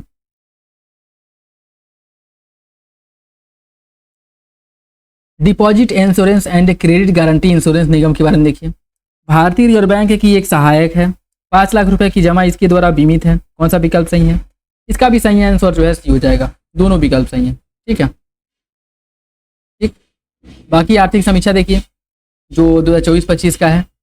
इसमें जीडीपी वृद्धि दर वित्त वर्ष 25 में 6.4% रहने की उम्मीद बताई गई है। ठीक है, 6.4%, और स्थिर कीमत पर ही वित्त वर्ष 26 में भारतीय अर्थव्यवस्था की जो वास्तविक जीडीपी वृद्धि दर है 6.3 से 6.8% के बीच में रहने की बात की गई है। ठीक है, जीडीपी वृद्धि दर देखिए 2021-22 में कितना था 9.60%, 22-23 में यह था 7%, 23-24 में 8.2%, 24-25 में 6.4% और 25-26 में 6.3 से 6.8% के बीच में रहने की बात की गई है। ठीक है, वास्तविक सकल मूल्य वर्धन जीवीए की जो वृद्धि दर वित्त वर्ष 25 में 6.4% रहने का अनुमान लगाया गया। जीवीए वृद्धि दर 2025 में। वैश्विक अर्थव्यवस्था की वृद्धि दर 2023 में 3.3% थी। आईएमएफ के अनुसार 2024 और 25 में जो वैश्विक वृद्धि दर है 24 में 3.2% और 25 में 3.3% रहने का अनुमान लगाया गया है। ठीक है, और इसी के साथ अगले 5 वर्षों के लिए वैश्विक वृद्धि दर जो औसतन है वह कितना रहेगा 3.2 के आसपास रहने की बात की गई है। किसके द्वारा? आईएमएफ द्वारा। ठीक है, खुदरा मुद्रास्फीति जो हेडलाइन मुद्रास्फीति है वह 24 में 5.4% से घट करके अप्रैल दिसंबर 2024 में 4.9% हो गया था। यह फैक्ट याद रखिएगा। ठीक है, पूंजीगत व्यय कैपेक्स वित्त वर्ष 21 से वित्त वर्ष 24 के दौरान निरंतर इसमें सुधार हुआ है। आम चुनाव के बाद कैपेक्स में जुलाई नवंबर 2024 के दौरान 8.2% की वृद्धि देखने को मिली थी। ठीक है, 1 जनवरी 2005 से फाइनेंशियल इंक्लूजन पर बनाई गई जो समिति के अध्यक्ष थे वो कौन थे? सी रंगराजन थे। ठीक है, ये हो जाएगा। रिजर्व बैंक के जो गवर्नर रह चुके हैं इनको क्रम से लगाना है। ठीक है, इनको क्रम से लगाना है। और आपका 2021 में आया था। देखिए उर्जित पटेल ये 1977 से 82 तक गवर्नर थे आरबीआई के। मनमोहन सिंह 82 से 1985 तक आरबीआई के गवर्नर थे। सी रंगराजन 1992 से 1997 तक आरबीआई के गवर्नर थे। डी सुब्बा राव 2008 से 2013 तक आरबीआई के गवर्नर थे। ठीक है, निम्नलिखित में से कौन सा एक वित्तीय समावेशन की प्रक्रिया की सफलता में बाधक है? निम्न आय निरक्षरता, बैंक शाखाओं का अभाव या फिर उपरोक्त में से सभी। इसका क्या हो जाएगा? उपरोक्त में से सभी। ये सभी वित्तीय समावेशन को क्या करते हैं? बाधित करते हैं। ये देखिए जीएसटी परिषद की अध्यक्षता संघीय वित्त मंत्री करते हैं और केंद्र के राजस्व या वित्त के प्रभारी राज्य मंत्री इसके एक सदस्य होते हैं। जीएसटी परिषद कर दर से छूट वाली वस्तुओं के बारे में निर्णय करेगी और नई कर नीति की देहली निर्धारित करेगी। राज्य सरकारों के पास वैट उगाही का विकल्प होगा यदि वे ऐसा चाहें। इनमें कौन सा विकल्प सही है? वो हो जाएगा ऑप्शन डी। पहला दूसरा सही है, तीसरा गलत हो जाएगा। ठीक है, राज्य सरकारों के पास वैट उगाही का विकल्प नहीं होगा, क्योंकि जीएसटी लागू करने के बाद जो आपका वैट है इसको जीएसटी में मर्ज कर दिया गया था। ठीक है, बाकी देखिए कुछ जो वैश्विक सेवा निर्यात में भारत की 7वीं सबसे बड़ी हिस्सेदारी है। वैश्विक सेवा निर्यात में भारत 7वें नंबर पे है। ठीक है, याद रखिएगा 7वें नंबर पे। और इस क्षेत्र में भारत की जो वैश्विक प्रतिस्पर्धा को रेखांकित किया जा रहा है। अप्रैल से दिसंबर 2024 के दौरान गैर पेट्रोलियम के निर्यात में 7.1% की वृद्धि दर्ज की गई है। और इसी अवधि के दौरान गैर पेट्रोलियम तथा गैर रत्न एवं आभूषण के निर्यात में 9.1% की वृद्धि हुई है, जो अस्थिर वैश्विक परिस्थितियों के मध्य भारत के व्यापारिक निर्यात को सुदृढ़ परिलक्षित करता है। ठीक है, देखिए इसमें कुछ पूंजीगत व्यय हैं और राजकोषीय घाटा कितना रहा है, कब कब। 20-21 में जो पूंजीगत व्यय है 2.1% किया गया था, 21-22 में 2.5 और 22-23 में 2.7, 23-24 में 3.2। मतलब पूंजीगत व्यय जो है इसमें वृद्धि हो रहा है लेकिन बहुत स्लो हो रहा है। ठीक है, राजकोषीय घाटा 20-21 में राजकोषीय घाटा 9.2% था, 21-22 में 6.7, 22-23 में 6.4 और 23-24 में 5.6 था। ठीक है, और राजकोषीय घाटा पे जो क्राइटेरिया है 2 ± 4, जिसमें कि एक सेकेंड, ये राजकोषीय घाटा पे क्राइटेरिया थोड़ी है यार, ये तो मुद्रास्फीति पे है। ठीक है, ये नहीं है। ठीक, अनुसूचित वाणिज्यिक बैंक जो SCB, इसकी सकल गैर निष्पादन परिसंपत्ति नॉन परफॉर्मेंस एसेट जो 2018 में उच्च स्तर पर था, यह लगातार घट करके सितंबर 2024 के अंत तक सकल ऋण और अग्रिम के बीच जो अनुपात है वह 2.6% हो गया है और यह विगत 12 वर्षों में सबसे कम है। प्राथमिक बाजारों में इक्विटी और ऋण से प्राप्त पूंजी संग्रह अप्रैल-दिसंबर 2024 के दौरान 11.1 लाख करोड़ रहा था, जो वित्त वर्ष 23-24 के दौरान जुटाई गई धनराशि से 5% अधिक है।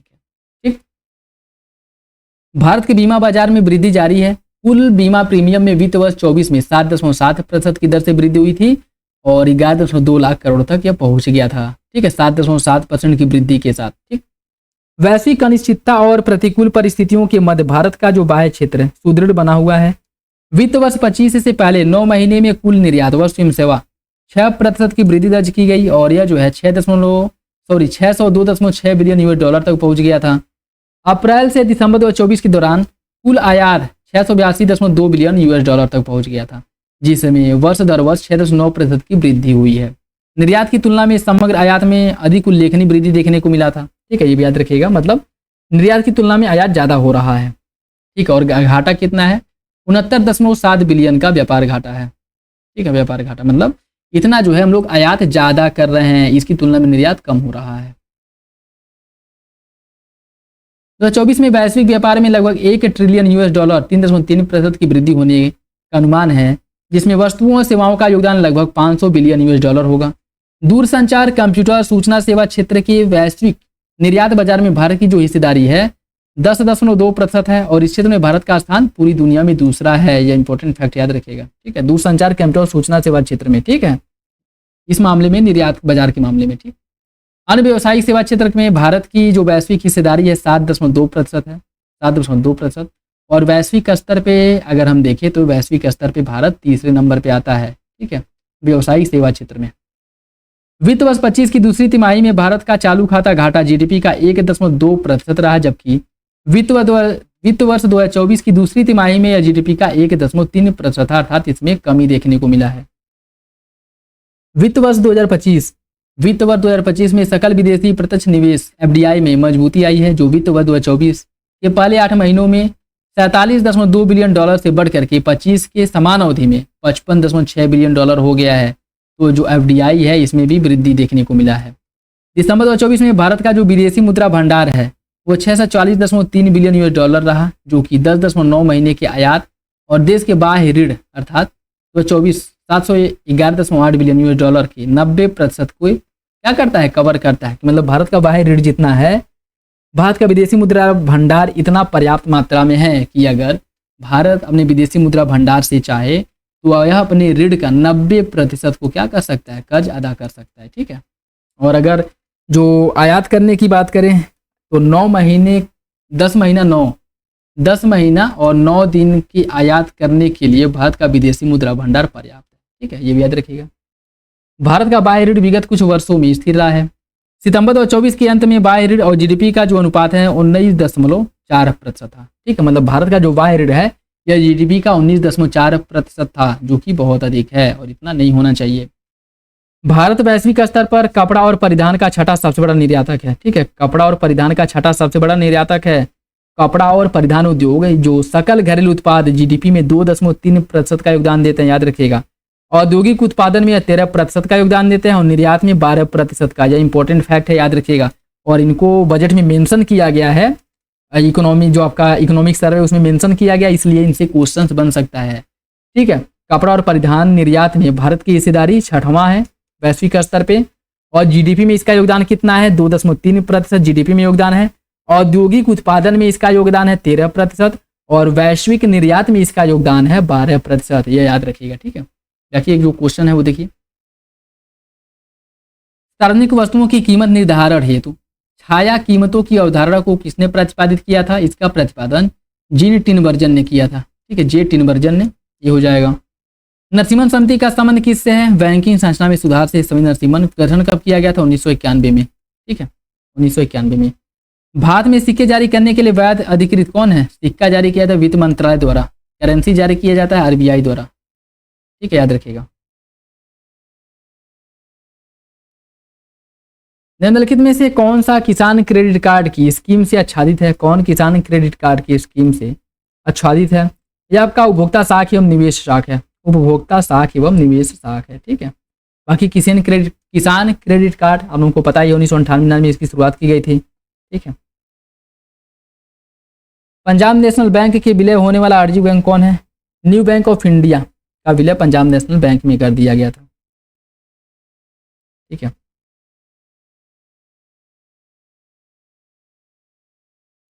भारतीय रिजर्व बैंक के बारे में देखिए, यह एक शीर्ष बैंक है। यह मुद्रा आपूर्ति को नियमित करता है। यह व्यापारिक घरानों को ऋण प्रदान करता है। यह नाबार्ड के कार्यों का पर्यवेक्षण करता है। कौन विकल्प इसका सही होगा? 1, 2, 4 सही है, तीसरा गलत है। व्यापारिक घरानों को ऋण प्रदान करता है, यह गलत हो जाएगा। ठीक है, आरबीआई का यह कार्य बिल्कुल भी नहीं है। ठीक, निम्नलिखित उपायों पर विचार कीजिए। आरबीआई अर्थव्यवस्था में मुद्रास्फीति को नियंत्रित करने के लिए प्रयोग में लाता है। बैंक दर में वृद्धि कर सकता है। नगदी आरक्षित अनुपात सीआरआर में वृद्धि कर सकता है। सामयिक तरलता अनुपात एसएलआर में वृद्धि कर सकता है। सरकारी प्रतिभूतियों का क्रय कर सकता है। कौन सा विकल्प इसका सही होगा? देखिए, इसका सही आंसर भी हो जाएगा। ठीक है, सरकारी प्रतिभूति अगर क्रय करेगा तब तो ये पैसा मार्केट में फ्लक्चुएट कर रहा है ना, तब पैसा मार्केट में तो यह क्या करेगा? प्रवाहित करेगा। अगर सरकारी प्रतिभूतियां यह बेचता तब मार्केट से पैसा शक करता। ठीक है, लेकिन मुद्रास्फीति को कम करना है तब प्रतिभूति जो है इसको बेचा जाएगा, न कि प्रतिभूति को खरीदा जाएगा। ठीक है, बाकी पहला, दूसरा, तीसरा सही हो जाएगा। ठीक, बाकी ये देखिए इकोनॉमी सर्वे, भारतीय शिपिंग जहाज लगभग 33% बाजार हिस्सेदारी के साथ शीर्ष निर्यातक है। लोहा और स्टील मिश्र धातु का भी एक प्रमुख निर्यातक देश है। वैश्विक सेवा निर्यात में भारत की जो हिस्सेदारी है 2 गुनी से अधिक हो गई है। और 2005 में जो कि हिस्सेदारी इसकी 1.9% थी, यह बढ़कर के 23 में 4.3% हो गई है। याद रखिएगा। IMF के अनुसार वैश्विक मुद्रा स्फीति दर 2024 में 5.7% रही, जबकि 22 में 8.7% थी। आरबीआई और IMF द्वारा वित्त वर्ष 2026 के लिए भारत की जो उपभोक्ता मूल्य मुद्रा स्फीति है वह 4.2% और 4.1% अनुमानित की गई। तो आरबीआई का अनुमान कितना है? 4.2। आरबीआई का अनुमान है 4.2% और IMF का अनुमान है 4.1%। ठीक है, जल जीवन मिशन के तहत योजना की शुरुआत अगस्त 2019 में की गई थी। जल जीवन मिशन की शुरुआत, और इसके अंतर्गत 12.06 करोड़ से अधिक ग्रामीण परिवारों को नल से पेयजल आपूर्ति कराया जा चुका है। 26 नवंबर 2024 तक 19.34 करोड़ ग्रामीण परिवारों में से 15.30 करोड़ अर्थात 79.1% से अधिक परिवार इसमें शामिल हो चुके हैं। ठीक है, ये फैक्ट याद रखिएगा। प्रधानमंत्री आवास योजना शहरी जो 2015 में शुरू किया गया था, इसके अंतर्गत 25 नवंबर 2024 तक शहरी क्षेत्रों में 89 लाख आवासों का निर्माण किया गया है। 89 लाख आवासों का निर्माण किया गया शहरी क्षेत्र में। प्रधानमंत्री आवास योजना शहरी के अंतर्गत विनिर्माण क्षेत्र में वैश्विक हिस्सेदारी के 2.8% हिस्से के साथ भारत के पास आगे बढ़ने का एक बड़ा अवसर है, जबकि इसमें चीन की हिस्सेदारी 28.8% है। और वर्तमान में भारत चीन के बाद दुनिया का दूसरा सबसे बड़ा सीमेंट उत्पादक है, ये भी याद रखिएगा। और मात्रा के संदर्भ में भारत फार्मास्यूटिकल उद्योग दुनिया का तीसरा सबसे बड़ा उद्योग है। भारत वैश्विक चिकित्सा उपकरण बाजार का 1.5% हिस्सा रखता है, ठीक है। वैश्विक बाजार में 1.5% हिस्सेदारी भारत की है। और भारत एशिया में जापान, चीन और दक्षिण कोरिया के बाद चौथा स्थान पे आता है। WIPO द्वारा जारी, विपो द्वारा जारी 2022 के अनुसार भारत विश्व में 10 पेटेंट फाइल करने वाले देशों में से छठे नंबर पे है, ठीक है, छठे नंबर पे, ये भी याद रखिएगा।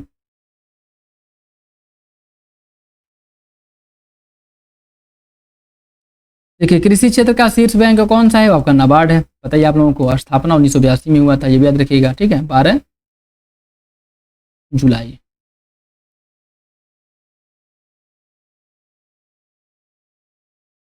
ठीक है। भारत सरकार ने देश के 14 बैंकों का राष्ट्रीयकरण कब किया था? देखिए, 14 बैंकों का जो राष्ट्रीयकरण किया गया था ये 1969 में किया गया था। इसके बाद फिर 6 बैंकों का राष्ट्रीयकरण किया था 1980 में, ये भी याद रखिएगा, ठीक है। ये देखिए 2023 का क्वेश्चन है। ये जो घटनाएं हैं इन्हें क्रम से लगाना है। बैंकों के राष्ट्रीयकरण का प्रथम चरण, बैंकों के राष्ट्रीयकरण का दूसरा चरण, क्षेत्रीय ग्रामीण बैंक का स्थापना, नाबार्ड का स्थापना। इसमें अगर हम बात करें, बैंकों के राष्ट्रीयकरण का प्रथम चरण 1969, दूसरा चरण 1980, क्षेत्रीय ग्रामीण बैंक का स्थापना RRB 1975, नाबार्ड का स्थापना 1982, ठीक है। तो इसे आप लगा सकते हैं, ये 1975 है ना, 1975, ठीक। इसे आप लगा सकते हैं क्या, 1 3 2 4, 1 3 2 4 के इसमें 1 3 2 4 ये हो जाएगा, ठीक है, ठीक। देखिए 1969, 75, 80 और 82। अक्टूबर 2009 से फरवरी 2010 तक भारत में मुद्रास्फीति दर ऋणात्मक हो गई। वैश्विक बाजार में पेट्रोल का जो मूल्य है, वैश्विक बाजार में पेट्रोल का जो मूल्य है $140 प्रति बैरल से घट करके $30 प्रति बैरल हो गया था। कौन सा विकल्प इसके बारे में सही होगा? देखिए, इसका सही आंसर भी हो जाएगा, दोनों सही, लेकिन व्याख्या नहीं करता है, ठीक है। बाकी ये इकोनॉमिक सर्वे वाला सेक्शन देखिए,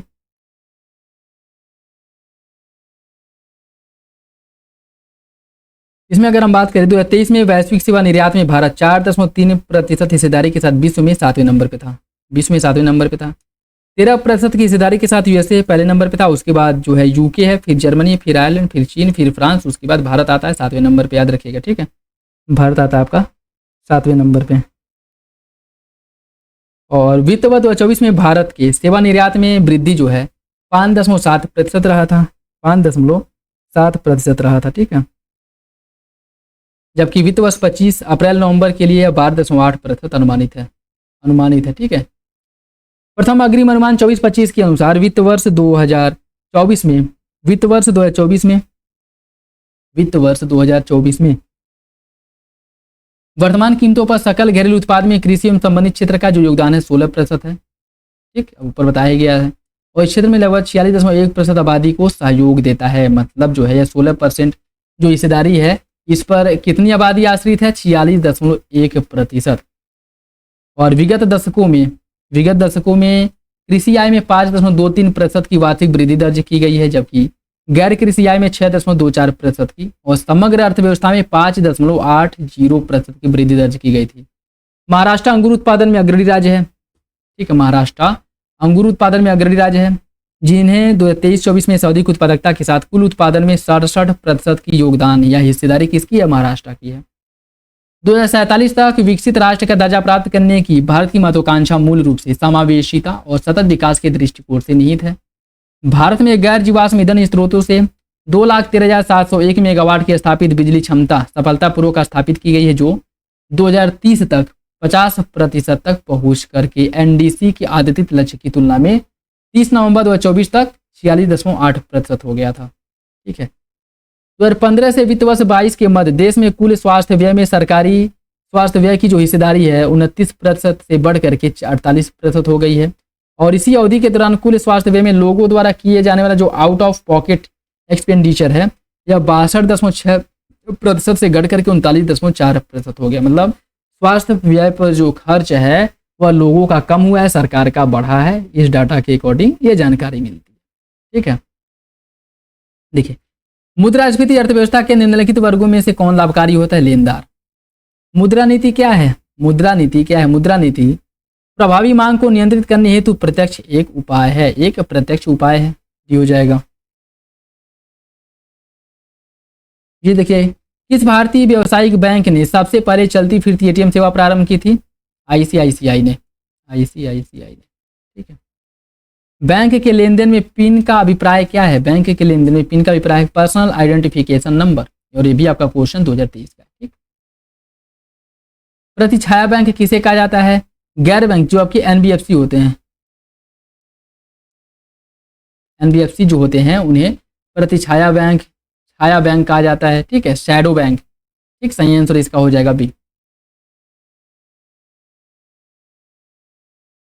एक आयुष्मान भारत प्रधानमंत्री जन आरोग्य योजना, इसने परिवारों के जेब खर्च में उल्लेखनीय कमी लाने में निर्णायक भूमिका निभाई थी, और इसके अधीन 1.25 लाख करोड़ रुपए से अधिक की बचत दर्ज की गई थी। बेरोजगारी दर जो 17-18 में 6% थी, यह घट करके 23-24 में 3.2% हो गई ये बेरोजगारी दर। ये भी डाटा इंपॉर्टेंट है, याद रखिएगा। ठीक है, बाकी देखिए यहाँ से आपके उत्तर प्रदेश का बजट शुरू होता है, उत्तर प्रदेश का, तो ये भी आपके एग्जाम के पॉइंट ऑफ व्यू से इंपॉर्टेंट है।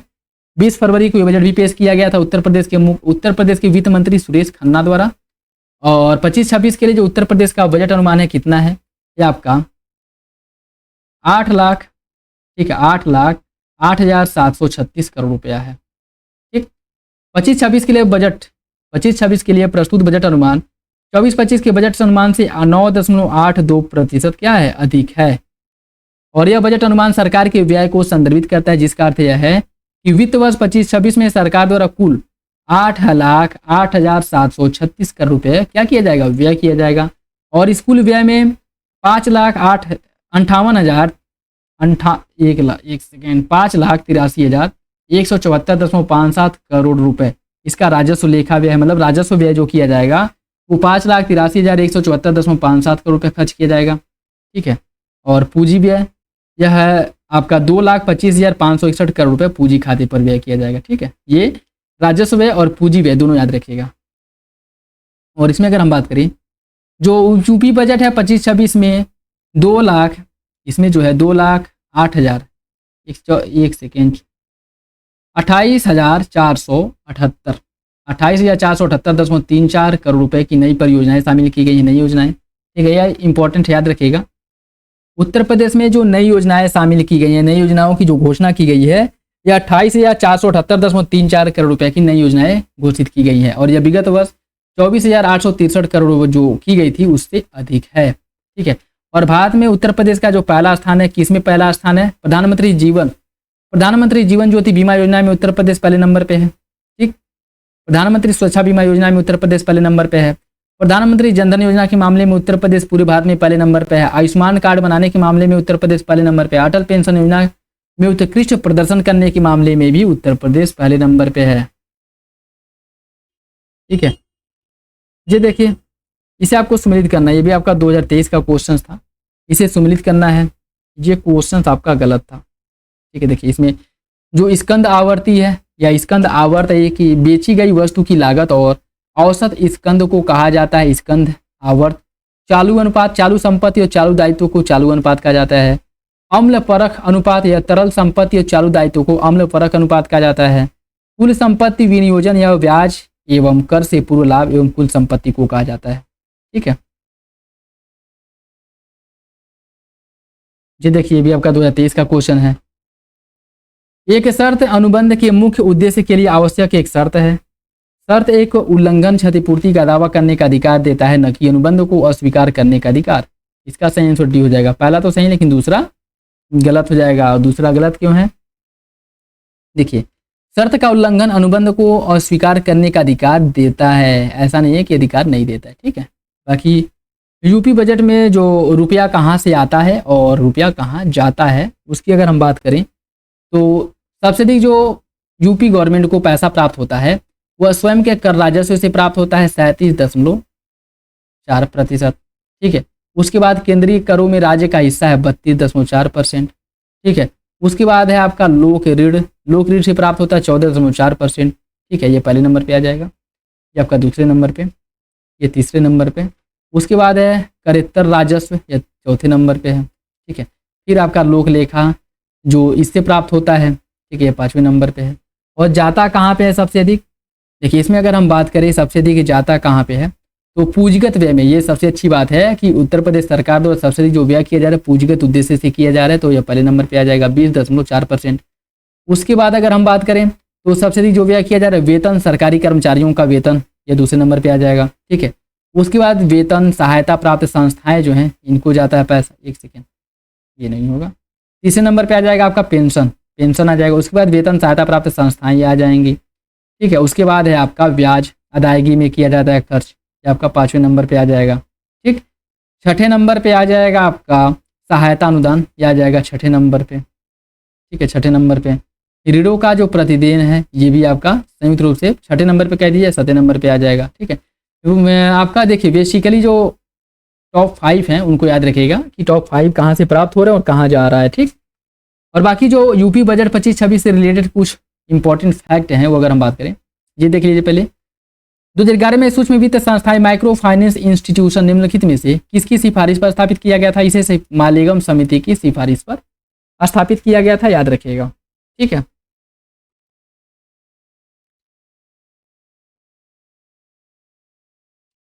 देखिए 20 फरवरी 2024 को उत्तर प्रदेश सरकार द्वारा जो बजट प्रस्तुत किया गया इसमें लक्ष्य रखा गया 1 ट्रिलियन इकोनॉमी बनाने की। यूपी बजट मतलब उत्तर प्रदेश की जो अर्थव्यवस्था है उसको 1 ट्रिलियन तक पहुंचाने की बात की गई है।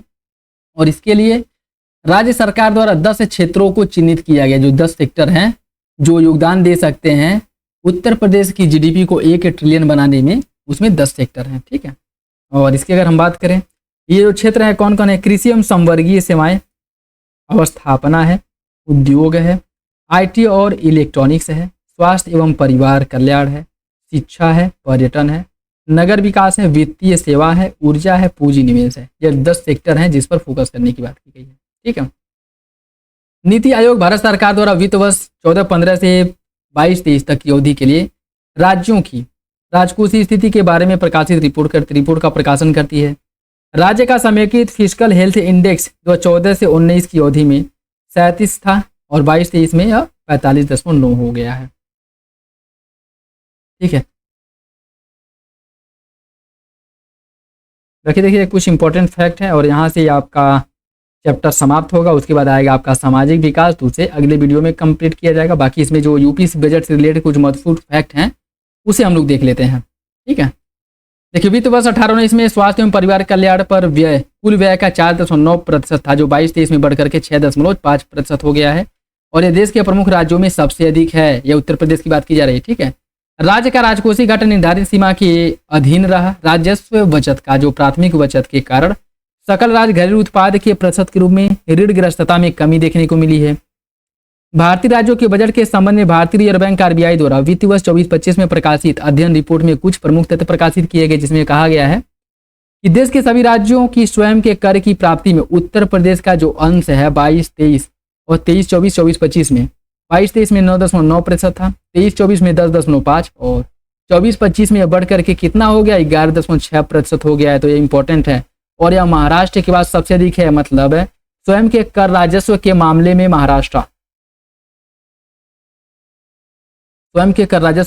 महाराष्ट्र पहले नंबर पे है और अपना यूपी जो है यह दूसरे नंबर पे है। ठीक है, 22-23, 23-24 और 24-25 में इस अवधि में देश के सभी राज्यों में राजस्व प्राप्ति में अगर उत्तर प्रदेश की हम बात करें तो 12.6, 12.3 और 12.1% रहा, जबकि उत्तर प्रदेश का कितना रहा है इसी संदर्भ में या इसी वर्ष उत्तर प्रदेश का रहा है 10.3, 9.4 और 8.9 रहा है।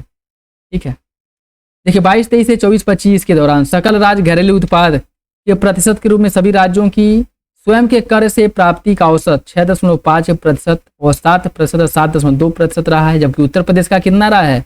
उत्तर प्रदेश का 7.6 रहा है, 9.8 और 10% रहा है। मतलब उत्तर प्रदेश का भी अन्य से अधिक है, कहने का मतलब ये है। ठीक है, 22-23 से 24-25 की अवधि में सकल राज्य घरेलू उत्पाद में प्रतिशत के रूप में सभी राज्यों का औसत विकास व्यय जो क्रमशः रहा है, जो औसत व्यय रहा है 10.9, 11.9 और 12% रहा है, जबकि यूपी का इसी वर्ष कितना रहा है 13.8 रहा है, उसके बाद फिर 16, फिर 16.7, मतलब ये भी बहुत ज़्यादा रहा है। ठीक है, सकल राज्य घरेलू उत्पाद में प्रतिशत के रूप में जो राष्ट्रीय औसत व्यय है।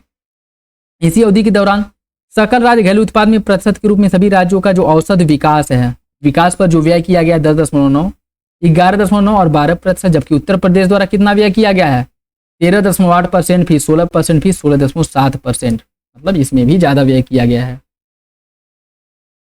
देखिए, समस्त राज्यों द्वारा कुल व्यय के प्रतिशत के रूप में चिकित्सा, स्वास्थ्य, परिवार कल्याण पर किए गए औसत व्यय की तुलना में वित्त वर्ष 18-19 और 21-22 के अलावा 17-18 से 24-25 तक उत्तर प्रदेश द्वारा किया गया जो व्यय है वो लगातार बढ़ा है और बढ़ता रहा है।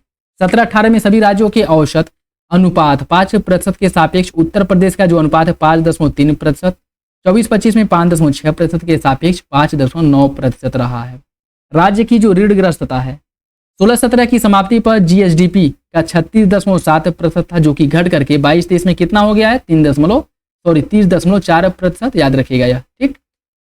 और जो आंकड़े प्राप्त हुए हैं उसके अनुसार राज्य सरकार द्वारा न केवल अपने आंतरिक संसाधनों की अभिवृद्धि पर जोर दिया गया है, अपितु विकास, व्यय एवं स्वास्थ्य सेवाओं पर भी बढ़ चढ़ करके क्या किया गया, बढ़ावा दिया गया है। देखिए, जो जीएसडीपी 17-18 में राज्य की जो जीएसडीपी है यह 12.89 लाख करोड़ रुपए के स्तर पर थी, जो कि दोगुना होकर के 24-25 में 27 कितना हो गया 51 लाख करोड़ रुपए हो गया, ठीक है। जीडीपी वृद्धि दर के बारे में उत्तर प्रदेश अग्रणी स्थान पर है। 23-24 में जीडीपी कितना है 9.6%, वहीं राज्यों की वृद्धि 11.6%, ठीक है। केंद्र की कितनी है 9.6 और राज्य की 11.6। वित्त वर्ष 16-17 में राज्य की प्रति व्यक्ति आय मात्र 52,671 रुपये थी, जो 3 वर्ष में बढ़ करके 19-20 में यह 65,660 रुपया हो गया है, ठीक है। कोविड महामारी के बाद 3 वर्षों में 14.9% अप्रत्याशित वार्षिक वृद्धि दर के साथ राज्य की प्रति व्यक्ति आय वर्ष 23-24 में 93,514 रुपये के स्तर पर पहुंच गई। यह इंपॉर्टेंट है। प्रति व्यक्ति आय उत्तर प्रदेश की कितनी है 93,514 रुपया। 25-26 के बजट में इसके अनुसार जो आपका 8,08,736.06 लाख करोड़ रुपए है, यह 24-25 के बजट का 9.8% अधिक है। और बजट में पूंजीगत परिव्यय 20.5% किया जाएगा, अभी ऊपर हम लोग देखे ही हैं। देखिए, 13% कृषि से संबंधित क्षेत्र पर खर्च किया जाएगा, 11% चिकित्सा पर, 6% सामाजिक सुरक्षा पर, 4% संसाधनों के आवंटन पर। Artificial intelligence city, cyber security में टेक्नोलॉजी रिसर्च ट्रांसलेशन पार्क की स्थापना के लिए योजनाओं की घोषणा की गई है।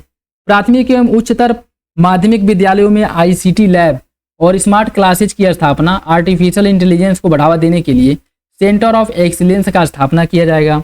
गांधी जयंती के अवसर पर 2 अक्टूबर 2024 से राज्य में जीरो पावर्टी अभियान की शुरुआत की जाएगी और इस अभियान के अंतर्गत प्रत्येक ग्राम पंचायत से निर्धनतम परिवार को चिन्हित करते हुए उसकी मूलभूत आवश्यकताओं को पूरा करने और उनकी वार्षिक आय को 1,25,000 रुपये तक करने की बात की गई है, ठीक है।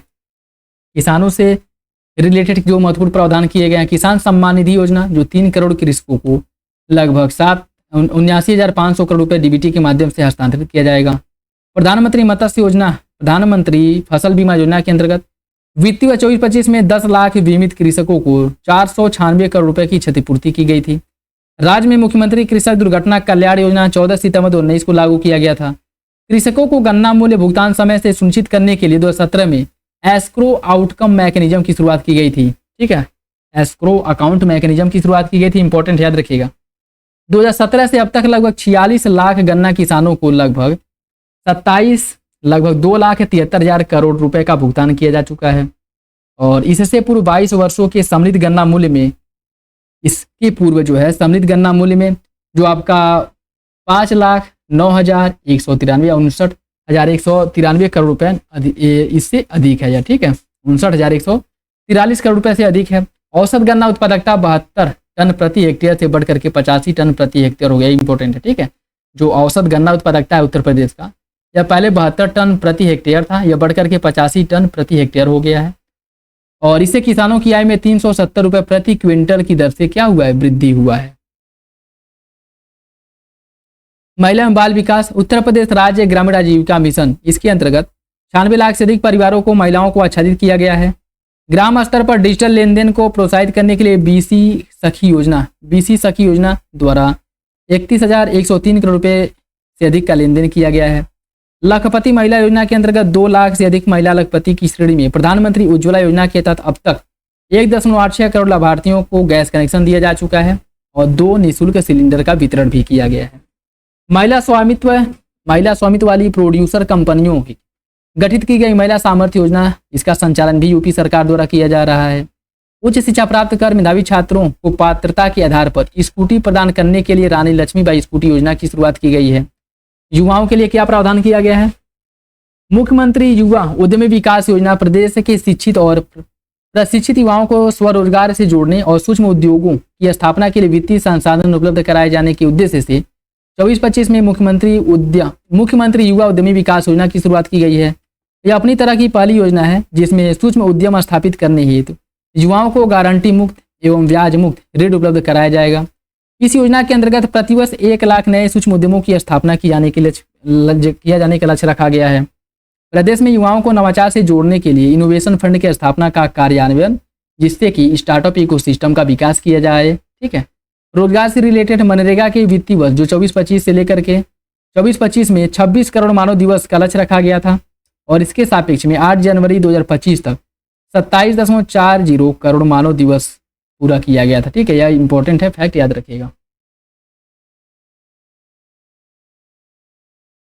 देखिए, लगभग 96 लाख एमएसएमई इकाइयों की संख्या 1.65 करोड़ लोगों को रोजगार उपलब्ध कराने के दृष्टिकोण से उत्तर प्रदेश देश के सभी राज्यों में अग्रणी है एमएसएमई के माध्यम से रोजगार उपलब्ध कराने में। ठीक, 2017 से पूर्व 4 विधि विज्ञान प्रयोगशाला स्थापित थी और 17 के बाद 8 नए प्रयोगशालाओं की स्थापना की गई है।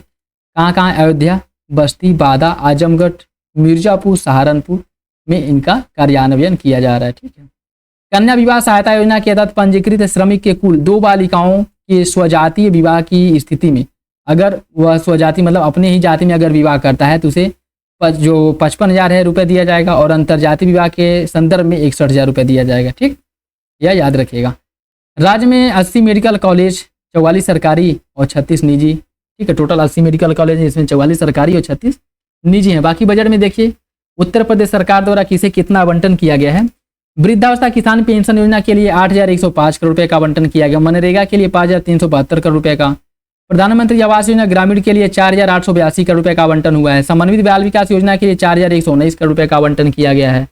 अमृत 2.0 योजना के लिए 4,100 करोड़ रुपये का आवंटन है। प्रधानमंत्री आवास योजना शहरी 1.0 के लिए 3,150 करोड़ रुपये का आवंटन है। निराश्रित महिला पेंशन योजना के लिए 2,980 करोड़ रुपये का आवंटन किया गया है। स्वच्छ भारत मिशन ग्रामीण के लिए 2,045 करोड़ रुपये का आवंटन किया गया और मुख्यमंत्री युवा उद्यमी विकास योजना के लिए 1,000 करोड़ रुपये का आवंटन किया गया। ठीक है, तो ये भी याद रखिएगा। बाकी हथकरघा उद्योग कृषि मित्र के बाद उत्तर प्रदेश का सर्वाधिक रोजगार उपलब्ध कराने वाला विकेंद्रीकृत उद्योग बन गया है। ठीक है, पीएम मित्र योजना के तहत टेक्सटाइल पार्क की स्थापना के लिए 300 करोड़ रुपये की व्यवस्था की गई अर्थात आवंटन किया गया है। राज्य में उत्तर प्रदेश इलेक्ट्रॉनिक्स विनिर्माण नीति 2017 के अंतर्गत 23,203 करोड़ रुपये और उत्तर प्रदेश सूचना प्रौद्योगिकी नीति 2017 के अंतर्गत 7,004 करोड़ रुपये का निवेश किया जाएगा। उत्तर प्रदेश में 30,000 करोड़ रुपये से अनुमानित निवेश से 8 डाटा सेंटर पार्क स्थापित किए जाएंगे, जिसमें 900 मेगावाट क्षमता का लक्ष्य रखा गया है। ठीक है, मतलब विद्युत उत्पादन का। सेमीकंडक्टर क्षेत्र में वैश्विक निवेशकों को आकर्षित करने हेतु उत्तर प्रदेश सेमीकंडक्टर नीति 2024 प्रख्यापित की गई है। सेमीकंडक्टर इकाइयों हेतु डेडिकेटेड प्रावधान प्रारंभ करने वाला उत्तर प्रदेश चौथा राज्य है। राज्य में 8 state of art centre of excellence केंद्रों की स्थापना के तहत प्रथम सेंटर ऑफ एक्सीलेंस केंद्र मेडिकल इलेक्ट्रॉनिक्स क्षेत्र में Sanjay Gandhi post graduate institute of medical sciences में आर्टिफिशियल इंटेलिजेंस के क्षेत्र में आईआईटी कानपुर नोएडा परिसर में और drone of excellence IIT Kanpur के परिसर में स्थापित किया जाएगा। राज्य में 5 कृषि प्रौद्योगिकी विश्वविद्यालय स्थापित किए गए हैं। राज्य में 5 अंतर्राष्ट्रीय हवाई अड्डे की स्थापना की गई, जिसमें से 4 क्रियाशील हैं। 2024 जनवरी से लेकर के दिसंबर तक उत्तर प्रदेश में कुल 65 करोड़ से अधिक पर्यटकों का आगमन हुआ था, जिसमें विदेशी पर्यटकों का योगदान 14 लाख। ठीक है, राज्य में वृक्षादन प्रदेश के भौगोलिक क्षेत्र का 9.96% हो गया है। और आप लोग कमेंट बॉक्स में बताइएगा कि कब तक जो वृक्षावरण है 15% करने का लक्ष्य रखा गया है। ठीक है, वनावरण वृक्षावरण में वृद्धि के संदर्भ में देश दूसरे नंबर पे आता है। पहले नंबर पे कौन आता है ये भी बताइएगा। राज्य में बाघों की संख्या 2018 में 173 थी, जो कि बढ़कर के 2022 में 205 हो गई है। गोरखपुर में कैंपियरगंज रेंज के अंतर्गत देश का पहला गिद्ध प्रजनन केंद्र खोला गया। रेड हेडेड गिद्ध संचरण प्रजनन केंद्र कहाँ पे? गोरखपुर जिले के अंतर्गत आता है, कैंपियरगंज, वहाँ पे खोला गया है।